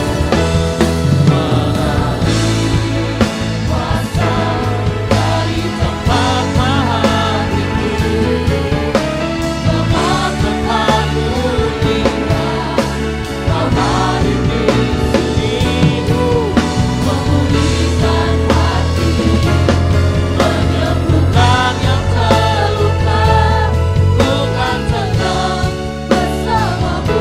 Mengalir, marilah pujian ini. Kuasa dari tempat maha tinggi, Bapa kekal mulia, Kau hadir di sini, memulihkan hati, menyembuhkan yang terluka, bukan tenang bersamamu, Bapa. Ada satu alasan kuat kenapa engkau gak perlu terluka lagi. Karena ada satu pribadi yang sudah menanggung segala luka kita, segala kepahitan kita, segala sakit penyakit kita. Ada satu pribadi yang sudah menanggung itu 2000 tahun lalu di kayu salib. Yesus namanya. Dia yang tidak terluka dibuat menjadi luka. Dia yang tidak berdosa dibuat menjadi dosa. Agar kita yang terluka bisa mendapatkan damai sejahtera yang dari Allah. Dan pagi hari ini perjamuan kudus di hadapan kita akan peringati apa yang sudah Tuhan Yesus lakukan 2000 tahun lalu di kayu salib. Apa yang sudah Tuhan lakukan untuk keselamatan kita, yang membalut luka kita, membuat dia menjadi terluka. Bukan kita yang disalib, tapi dia yang disalib. Mari siapkan hatimu sebelum menerima perjamuan kudus. Saya rindu jemaat Tuhan, ambil sikap untuk merendahkan diri di hadapan Tuhan. Minta ampun sama Tuhan. Minta ampun sama Tuhan. Minta Tuhan layakkan kita menerima anggur dan darah tubuh Kristus, roti. Supaya kita dilayakkan.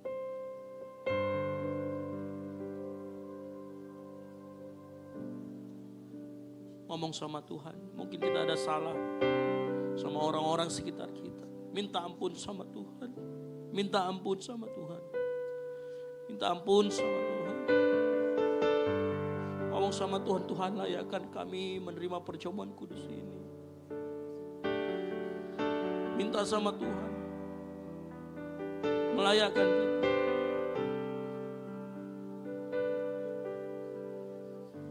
Layakkan kami Tuhan di tempat ini. Silakan jemaat Tuhan duduk tetap dalam sikap penyembah. Telah kulihat pada perlayan perjamuan, saya undang maju ke depan. Kau menderita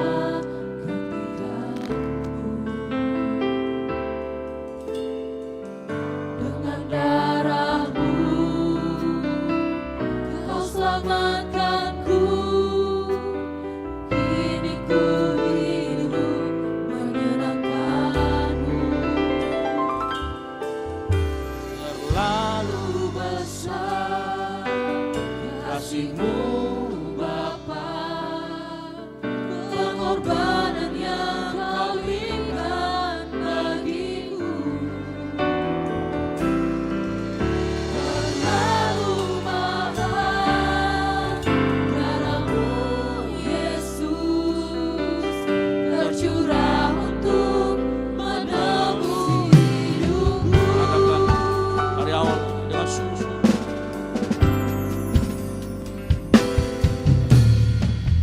Telah kulihat bukti kasih-Mu, Dan Kau menderita di kayu. Dengan darah-Mu Kau selamatkanku. Kini ku hidup menyenangkanmu. katakan terlalu besar. Terlalu besar kasih-Mu Bapa, Amin. pengorbanan yang Kau berikan bagiku.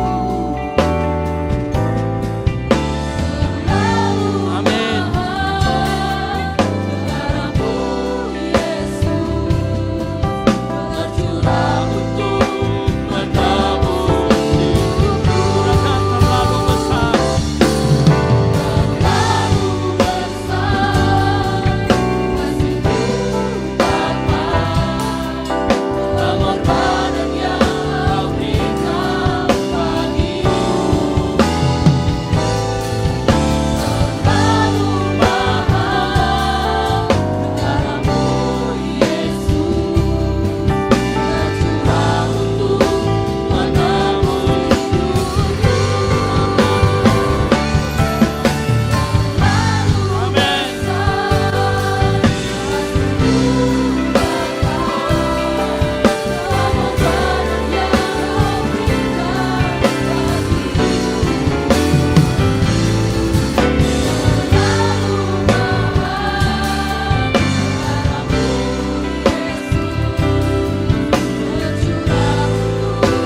Amin. Mari yang sudah terima perjamuan kita bangkit berdiri.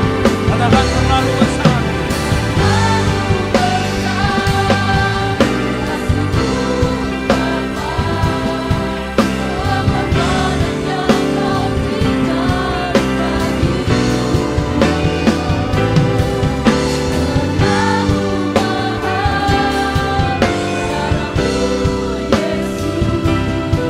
Tercurah untuk menebus hidupku.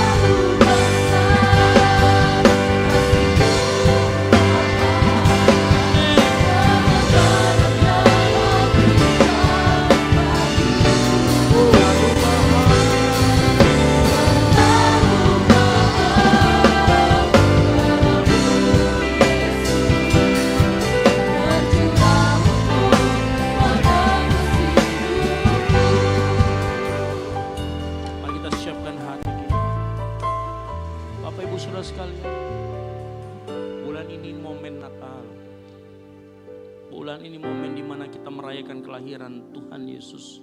Dia hadir ke dunia. Ada satu hal yang saya senang sekali di tempat ini. Setiap kali saya melihat salib yang dibalut oleh pohon Natal ini, kita mengingat dua momen sekaligus. Dia lahir dan dia mati untuk kita. Dan pagi hari ini kita akan memperingati apa yang sudah dia lakukan 2000 tahun lalu. Mari angkat lebih tinggi dari kepalamu roti. Dengarkan firman Tuhan sebelum kita makan roti ini. Sebab apa yang telah aku teruskan kepadamu telah aku terima dari Tuhan. Yaitu bahwa Tuhan Yesus pada malam waktu ia diserahkan, ia mengambil roti dan sesudah itu ia mengucap syukur atasnya. Ia memecah-mecahkannya dan berkata, inilah tubuhku yang diserahkan bagi kamu. Perbuatlah ini menjadi peringatan akan aku. Percayakah kita? Roti yang ada di tangan kita adalah bukti persekutuan kita dan Allah hadir di tengah-tengah dengan kita. Mari kita makan bersama-sama di dalam nama Tuhan Yesus Kristus.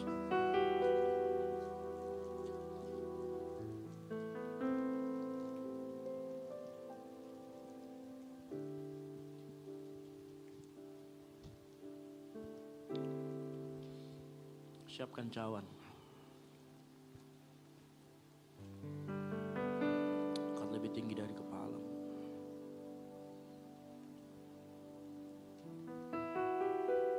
Demikian juga ia mengambil cawan. Sesudah makan lalu berkata, cawan ini adalah perjanjian baru yang dimateraikan oleh darahku. Perbuatlah ini setiap kali kamu meminumnya menjadi peringatan akan aku. Sebab setiap kali kamu makan roti dan minum cawan ini, kamu memberitakan kematian Tuhan sampai ia datang kembali. Percayakah kita? Anggur yang ada di tangan kita adalah bukti persekutuan kita dengan darah Kristus dan bukti bahwa Yesus hadir di tengah-tengah kita. Mari kita minum bersama-sama di dalam nama Tuhan Yesus Kristus.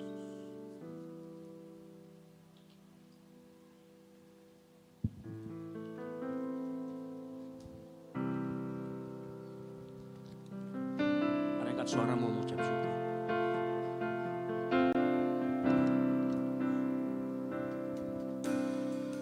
Mari angkat suaramu mengucap syukur. Dengan terima kasih Tuhan. Dengan terima kasih.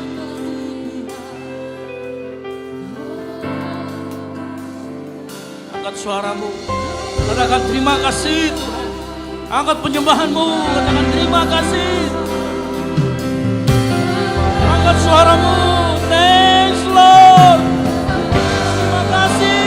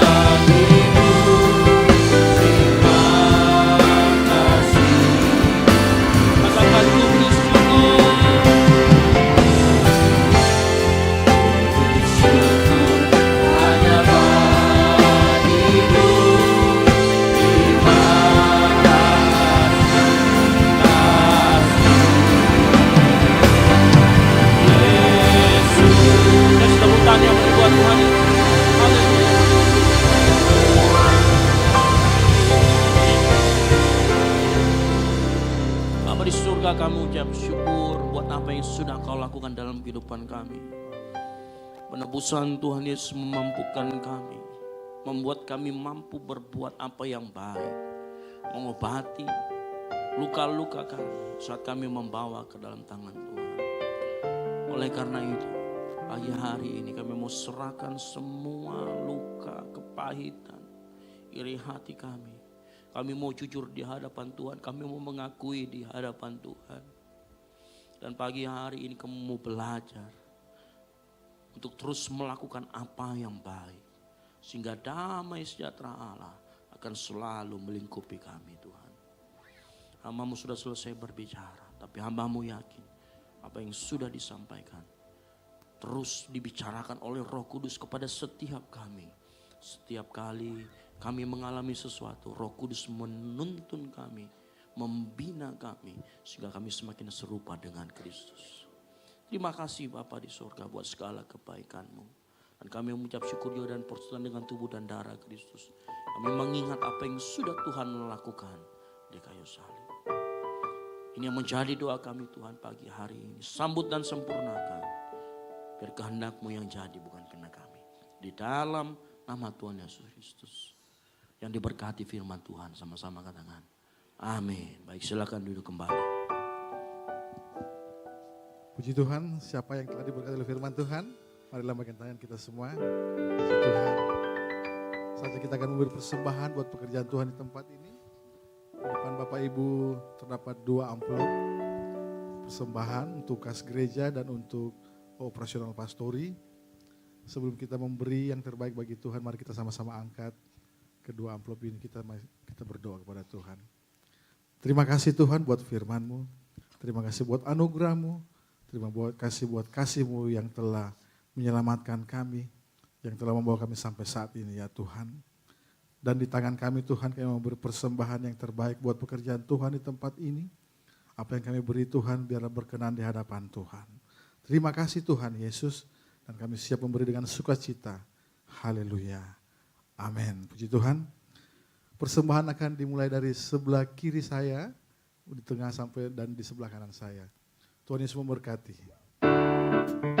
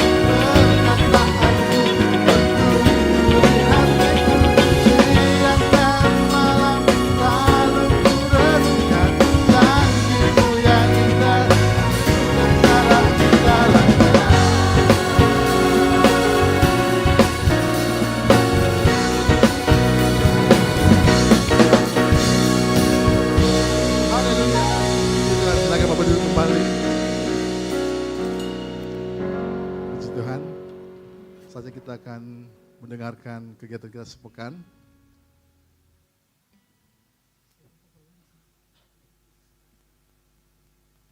Pada multimedia Shalom, jemaat yang dipersilakan. dikasihi Tuhan.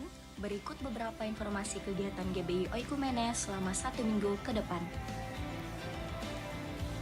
Doa pelayan dan puasa akan diadakan pada hari Sabtu pukul 6 sore bertempat di gereja.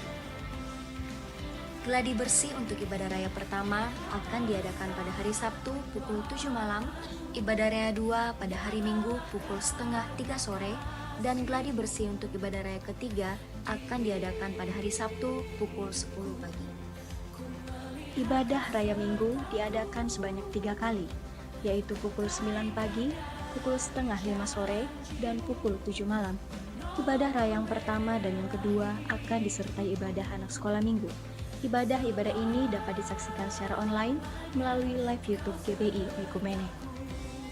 Bagi saudara-saudari yang ingin mendapatkan dukungan doa, silakan menghubungi nomor berikut.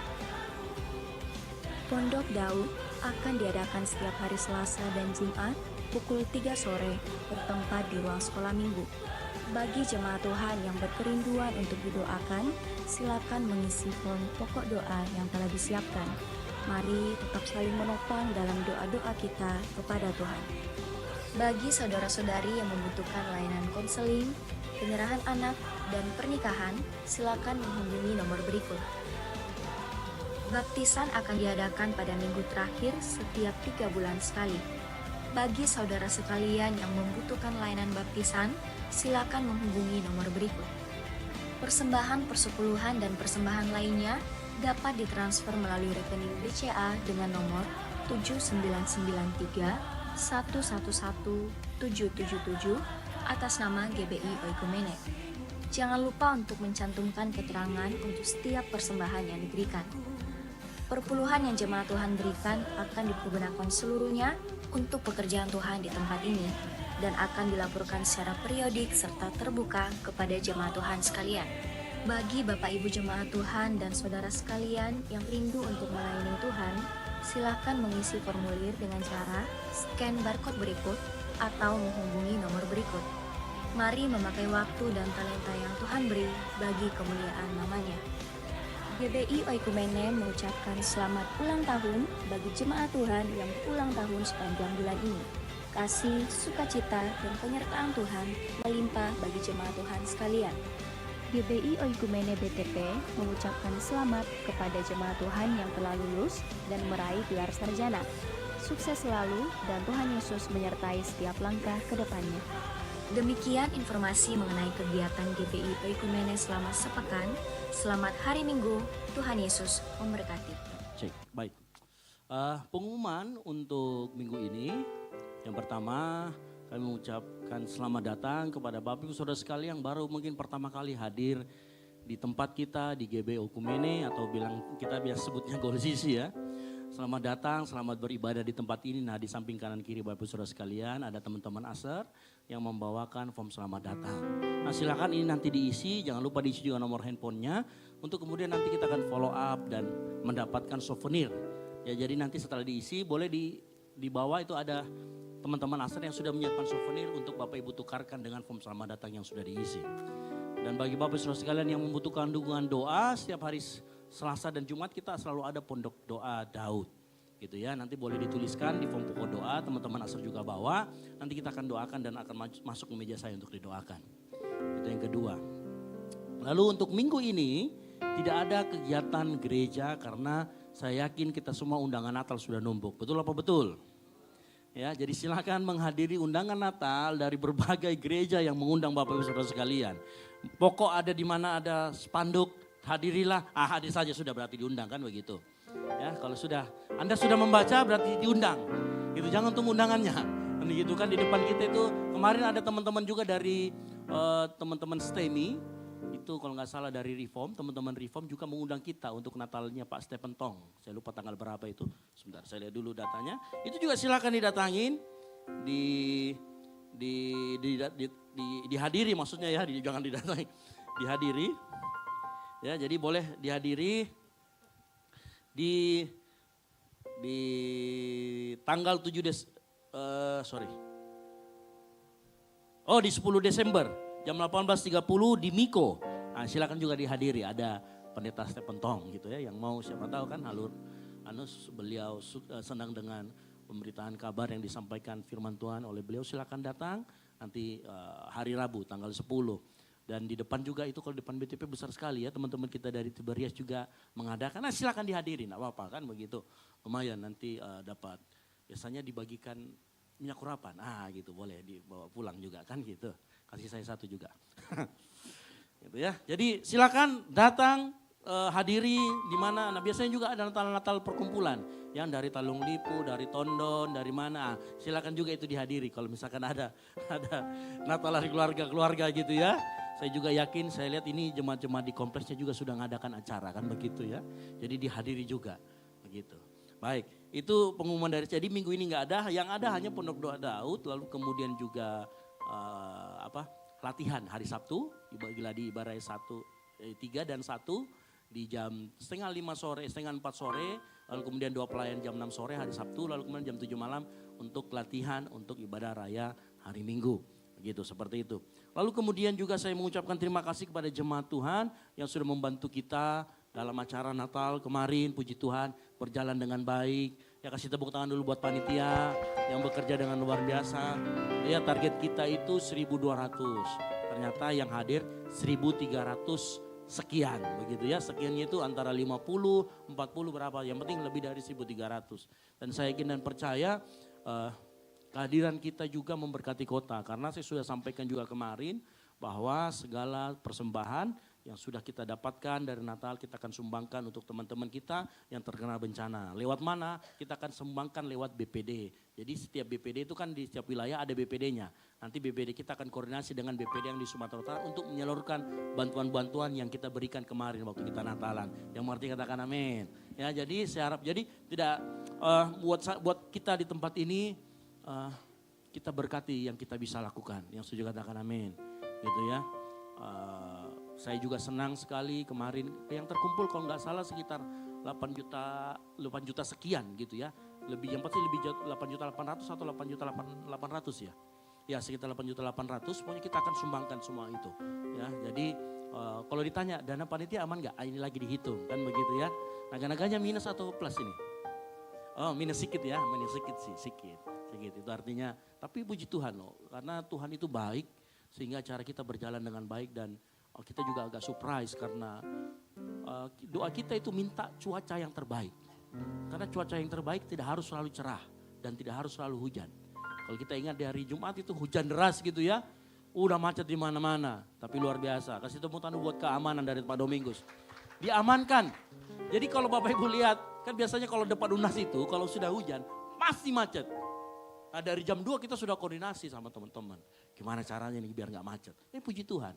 Boleh yang hadir kemarin pasti bilang iya ya 4:30 itu gak terlalu macet yang dari arah kota. Nah, itu karena tim keamanan yang luar biasa. Dan itu karena campur tangan Tuhan dalam kehidupan gereja kita. Amin. Ya. Oke, baik, berikutnya begini. Yang berulang tahun sepanjang bulan Desember. Ya, yang 25 Desember jangan sampai Anda Tuhan Yesus. Oh bukan. Ya, silakan yang berulang tahun sepanjang bulan Desember maju ke depan, kita akan doakan dan kemudian akan menerima souvenir kalau ini souvenir. Ya, souvenir ulang tahun. Nah, ada lagi selain Bu Eti, silakan maju ke depan. Ada lagi yang baru pertama kali hadir juga nggak apa-apa. Datang maju saya ke depan, kita pokoknya setiap minggu pertama di tempat ini selalu ada diberikan hadiah untuk yang berulang tahun sepanjang bulan Desember. Ada lagi? Silakan Ibu, silakan. Ada lagi? Nah, ada lagi? Gerald Timothy, Victoria. Ya, agak ke kiri dikit. Nah, sini. Sini. Nah. Ya, ada lagi? Silakan maju lagi. Ya, ada lagi? Oke. Ada lagi yang berulang tahun sepanjang bulan Desember? Silakan doakan. Nah, kalau sudah tidak ada, mari kita jemaat Tuhan, kita arahkan, kita angkat tangan, kita arahkan kepada saudara-saudara kita yang berulang tahun. Bapa di surga, di bulan Desember ini kami selain memperingati kelahiran anak-Mu Tuhan Yesus Kristus, kami juga berdoa untuk rekan-rekan kami yang berulang tahun sepanjang bulan Desember ini. Kami berdoa Tuhan di dalam segala apa yang dikerjakan oleh tangannya, Engkau buat berhasil. Segala apa yang menjadi kerinduan hatinya, Tuhan memberkati. Tuhan membukakan jalan, baik di masa tuanya, di masa mudanya. Biar Tuhan selalu berjalan di depan mereka. Kami juga berdoa Tuhan, keluarga besar mereka, dimanapun mereka berada. Baik yang mereka sebagai anak rantau ataupun orang tua di tempat ini. Kami serahkan ke dalam tangan Tuhan.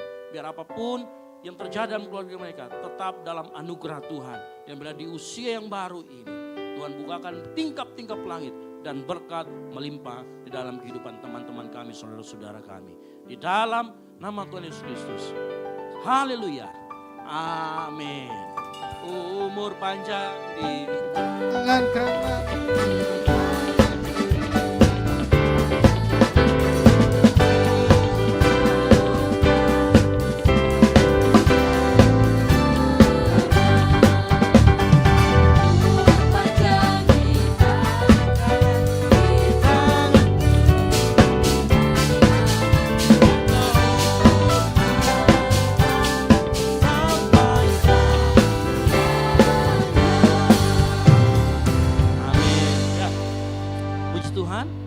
Itu pengumuman terakhir, tapi sebelum saya tutup ya, saya kasih tahu saya sangat senang melihat tanda salib yang bergambar dan ada pohon Natalnya. Ini maknanya sangat dalam.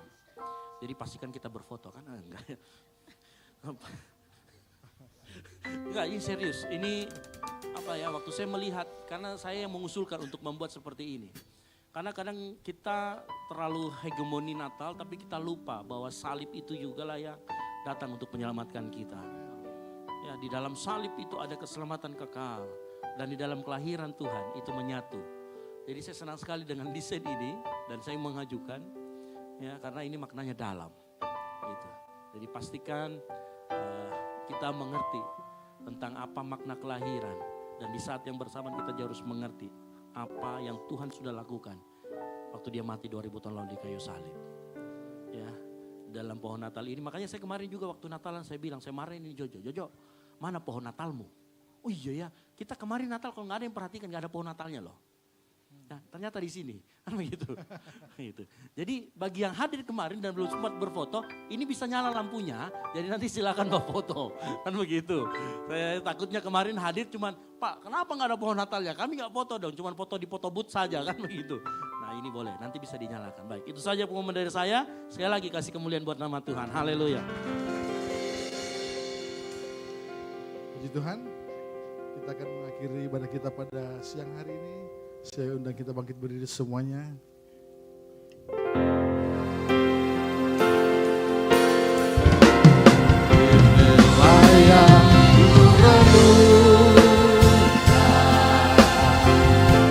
Setiap waktu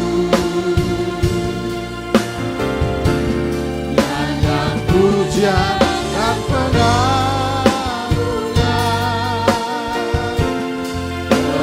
kepada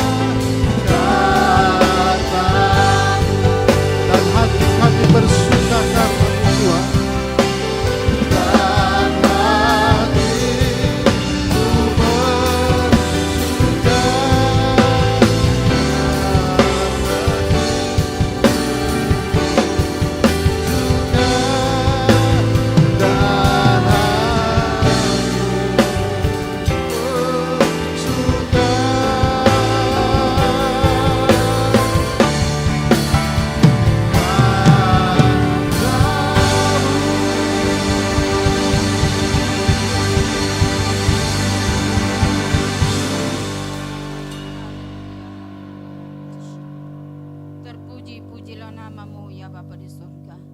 Kami datang bersujud di hadapan hadirat-Mu, karena hanya Engkau yang layak ditinggikan dan dimuliakan. Terima kasih atas kesempatan yang indah Tuhan berikan bagi kami, di mana kami dapat berkumpul, menyembah, memuji dan memuliakan Engkau ya Tuhan. Kiranya puji-pujian penyembahan yang kami disampaikan kepadamu, Engkau Tuhan sudah disenangkan. Terima kasih Tuhan. Terima kasih buat kehadiran-Mu di dalam kehidupan kami.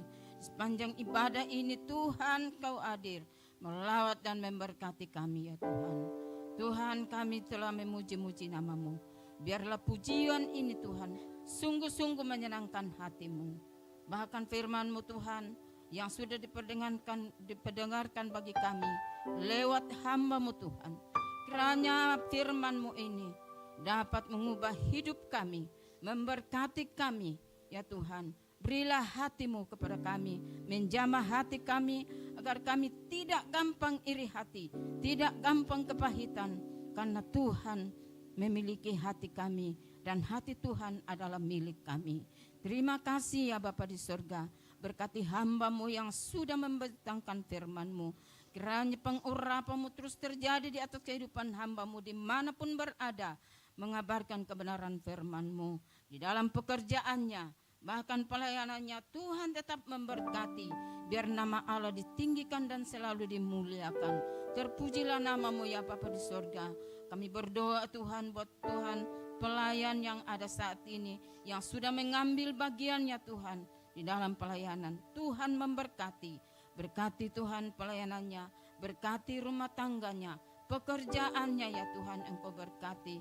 Bahkan yang masih duduk di dalam bangku pendidikan, Tuhan tetap beri semangat. Tuhan akan memberkati agar apa yang menjadi kerinduannya dapat tercapai demi masa depannya, bahkan untuk kemuliaan bagi nama Tuhan. Terima kasih Bapa di surga. Kami berdoa Tuhan buat Ibu Gembala kami saat ini yang dalam masa tuanya. Tuhan tetap pelihara, karuniai dengan kekuatan kesehatan daripada-Mu. Biarlah Tuhan Ibu Gembala ini tetap bersuka cita di hadapan hadirat-Mu ya Tuhan. Terima kasih Bapa di surga. Berdoa buat bangsa kami ini Tuhan, mana beberapa daerah dilanda dengan bencana. Tuhan, kami berdoa kepada-Mu. Tuhan sudah mendengar jeritan saudara-saudara kami di sana. Ya Tuhan, kami bersatu hati di hadapan hadirat-Mu. Sidang jemaat-Mu yang ada saat ini Tuhan, hadirlah Engkau Tuhan akan melawat mereka, pulihkan mereka ya Tuhan. Biarlah Tuhan belas tangan kasih-Mu untuk senantiasa memberkati mereka Tuhan. Terima kasih Bapa di surga. Terima kasih Tuhan. Hanya Engkau Tuhan yang mampu memulihkan saudara-saudara kami. Terima kasih buat kebaikan-Mu, kasih setia-Mu yang tidak pernah berkesudahan kami alami ya Tuhan. Terima kasih Bapa di surga. Juga kami berdoa buat pemerintah kami, mulai dari pemerintah pusat sampai pemerintah daerah. Tuhan Engkau berkati ya Tuhan. Engkau beri kemampuan Tuhan menghadapi Tuhan segala Tuhan rintangan bencana yang ada. Tuhan tolong Tuhan agar dapat mampu menyelesaikan semua persoalan yang ada di bangsa kami ini, dan membawa bangsa kami ini lebih diberkati Tuhan, lebih dipulihkan Tuhan, jiwa-jiwa dapat diselamatkan Tuhan. Terima kasih Bapa di surga. Juga kami berdoa Tuhan buat pemerintah kami ya Bapa. Kiranya Engkau akan tetap berkati Tuhan di dalam mengendalikan Tuhan persoalan di bangsa kami ini, menjaga kedaulatan bangsa kami ini Tuhan. Kekuatan Tuhan Engkau curahkan dan kemampuan di atas hidupnya ya Bapa. Terima kasih Bapa di surga. Tuhan, kami berdoa ya Tuhan buat Tuhan jemaat-Mu yang dalam keadaan tubuh yang lemah. Kiranya Tuhan kuatkan. Yang sakit Engkau pulihkan Tuhan. Yang lemah Tuhan Engkau mampukan Tuhan mereka. Bahkan yang sudah jauh daripada-Mu, Engkau kembalikan Tuhan kasih-Mu yang semula-mula dia miliki Tuhan, agar dia kembali kepada-Mu ya Tuhan, menyembah, memuji dan memuliakan Engkau ya Bapa. Terima kasih Tuhan. Kami berdoa pula Tuhan buat gereja-gereja yang ada di sekitar kami. Oh, berkati mereka Tuhan, sidang jemaat di sana. hamba-hambamu yang melayani Engkau berkati Tuhan, agar jiwa-jiwa dapat diselamatkan Tuhan, jiwa-jiwa yang baru dapat bertobat Tuhan, dan datang kepadamu menyembah, memuji dan memuliakan Engkau, bahwa hanya Yesus satu-satunya juru selamat kami. Juga Tuhan kami berdoa saat ini buat tubuh dan darah-Mu yang sudah menyatu dengan kami ya Tuhan. Kiranya tubuh-Mu ini Tuhan menguatkan kami, darah-Mu Tuhan sudah menghapus segala dosa-dosa kami ya Tuhan. Karya-Mu yang terbesar yang Engkau sudah lakukan di kayu salib, Engkau sudah kerjakan bagi sidang jemaat-Mu, bagi kami semua umat-umat-Mu Tuhan. Kiranya Tuhan Engkau memberkati, karena dosa kami, kutuk kami, sakit penyakit kami yang Tuhan sudah selesaikan di kayu salib. Tidak ada alasan buat kami untuk tidak bersyukur, untuk tidak memuliakan Tuhan, untuk tidak percaya kepada Tuhan. Karena hanya Engkaulah satu-satunya juru selamat kami, penebus dosa-dosa kami ya Tuhan. Terima kasih Bapa di surga. Kami berdoa Tuhan, buat Tuhan Kota Makassar yang kami Tuhan diami. Engkau memberkati Tuhan. Jauhkan dari Tuhan persoalan, jauhkan dari Tuhan kuasa-kuasa kegelapan, agar Kota Makassar ini tetap kondusif, tetap Tuhan umat-umat-Mu bebas memuji dan memuliakan Engkau. Situasi yang tidak bersahabat dengan kami Tuhan, tapi kami percaya perlindungan Tuhan, kebaikan Tuhan, pertolongan Tuhan tetap nyata dan limpah dalam sidang jemaat-Mu Tuhan. Terima kasih Bapa di surga. Kami berdoa juga Tuhan buat pelayanan ibadah Raja 2, ibadah Raja 3. Tuhan kami petar ke dalam tangan-Mu. Tuhan akan lawati, Tuhan akan memberkati Tuhan. Seluruh pelayan yang ambil bagian, Tuhan tetap memberkati mereka. Biarlah pengurapan Tuhan terus terjadi di atas hidup mereka. Jemaat-Mu yang akan datang beribadah, Tuhan lindungi, sertai di perjalanan Tuhan, tiba dengan selamat untuk setia memuji dan memuliakan Engkau. Terpujilah nama-Mu ya Bapa di sorga. Kami taruh seluruh hidup kami ke dalam tangan-Mu. Dan inilah doa kami ya Tuhan. Sekalipun tidak sempurna, tapi kami percaya Tuhan akan menyempurnakan. Hanya di dalam nama Yesus Juru Selamat kami yang telah mengajar kami berdoa. Bapa kami yang di surga, dikuduskanlah nama-Mu. Datanglah kerajaan-Mu. Jadilah kehendak-Mu di bumi seperti di surga.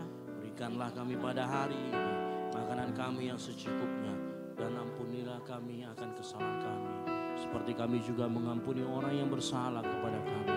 Dan janganlah membawa kami ke dalam pencobaan, tapi lepaskanlah kami daripada yang jahat. Karena Engkaulah yang punya kerajaan dan kuasa dan kemuliaan sampai selama-lamanya. Mari angkat kedua tangan kita. Diberkatilah Engkau di kota dan diberkatilah Engkau di ladang. Diberkatilah buah kandunganmu, hasil bumimu, hasil ternakmu.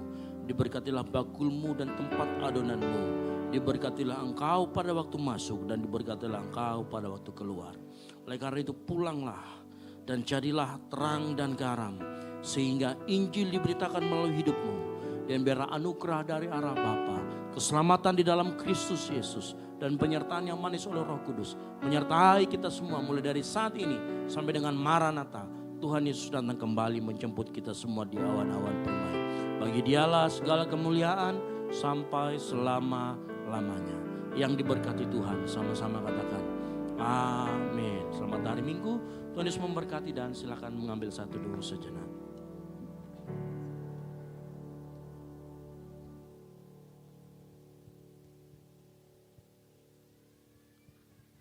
Disampaikan buat jemaat Tuhan dan panitia Natal. Kami mengundang Bapak Ibu teman-teman semua untuk makan siang bersama di rumah kami dalam rangka hari ulang tahun anak kami dan ibu kami. Puji Tuhan. Tuhan Yesus memberkati kita semua.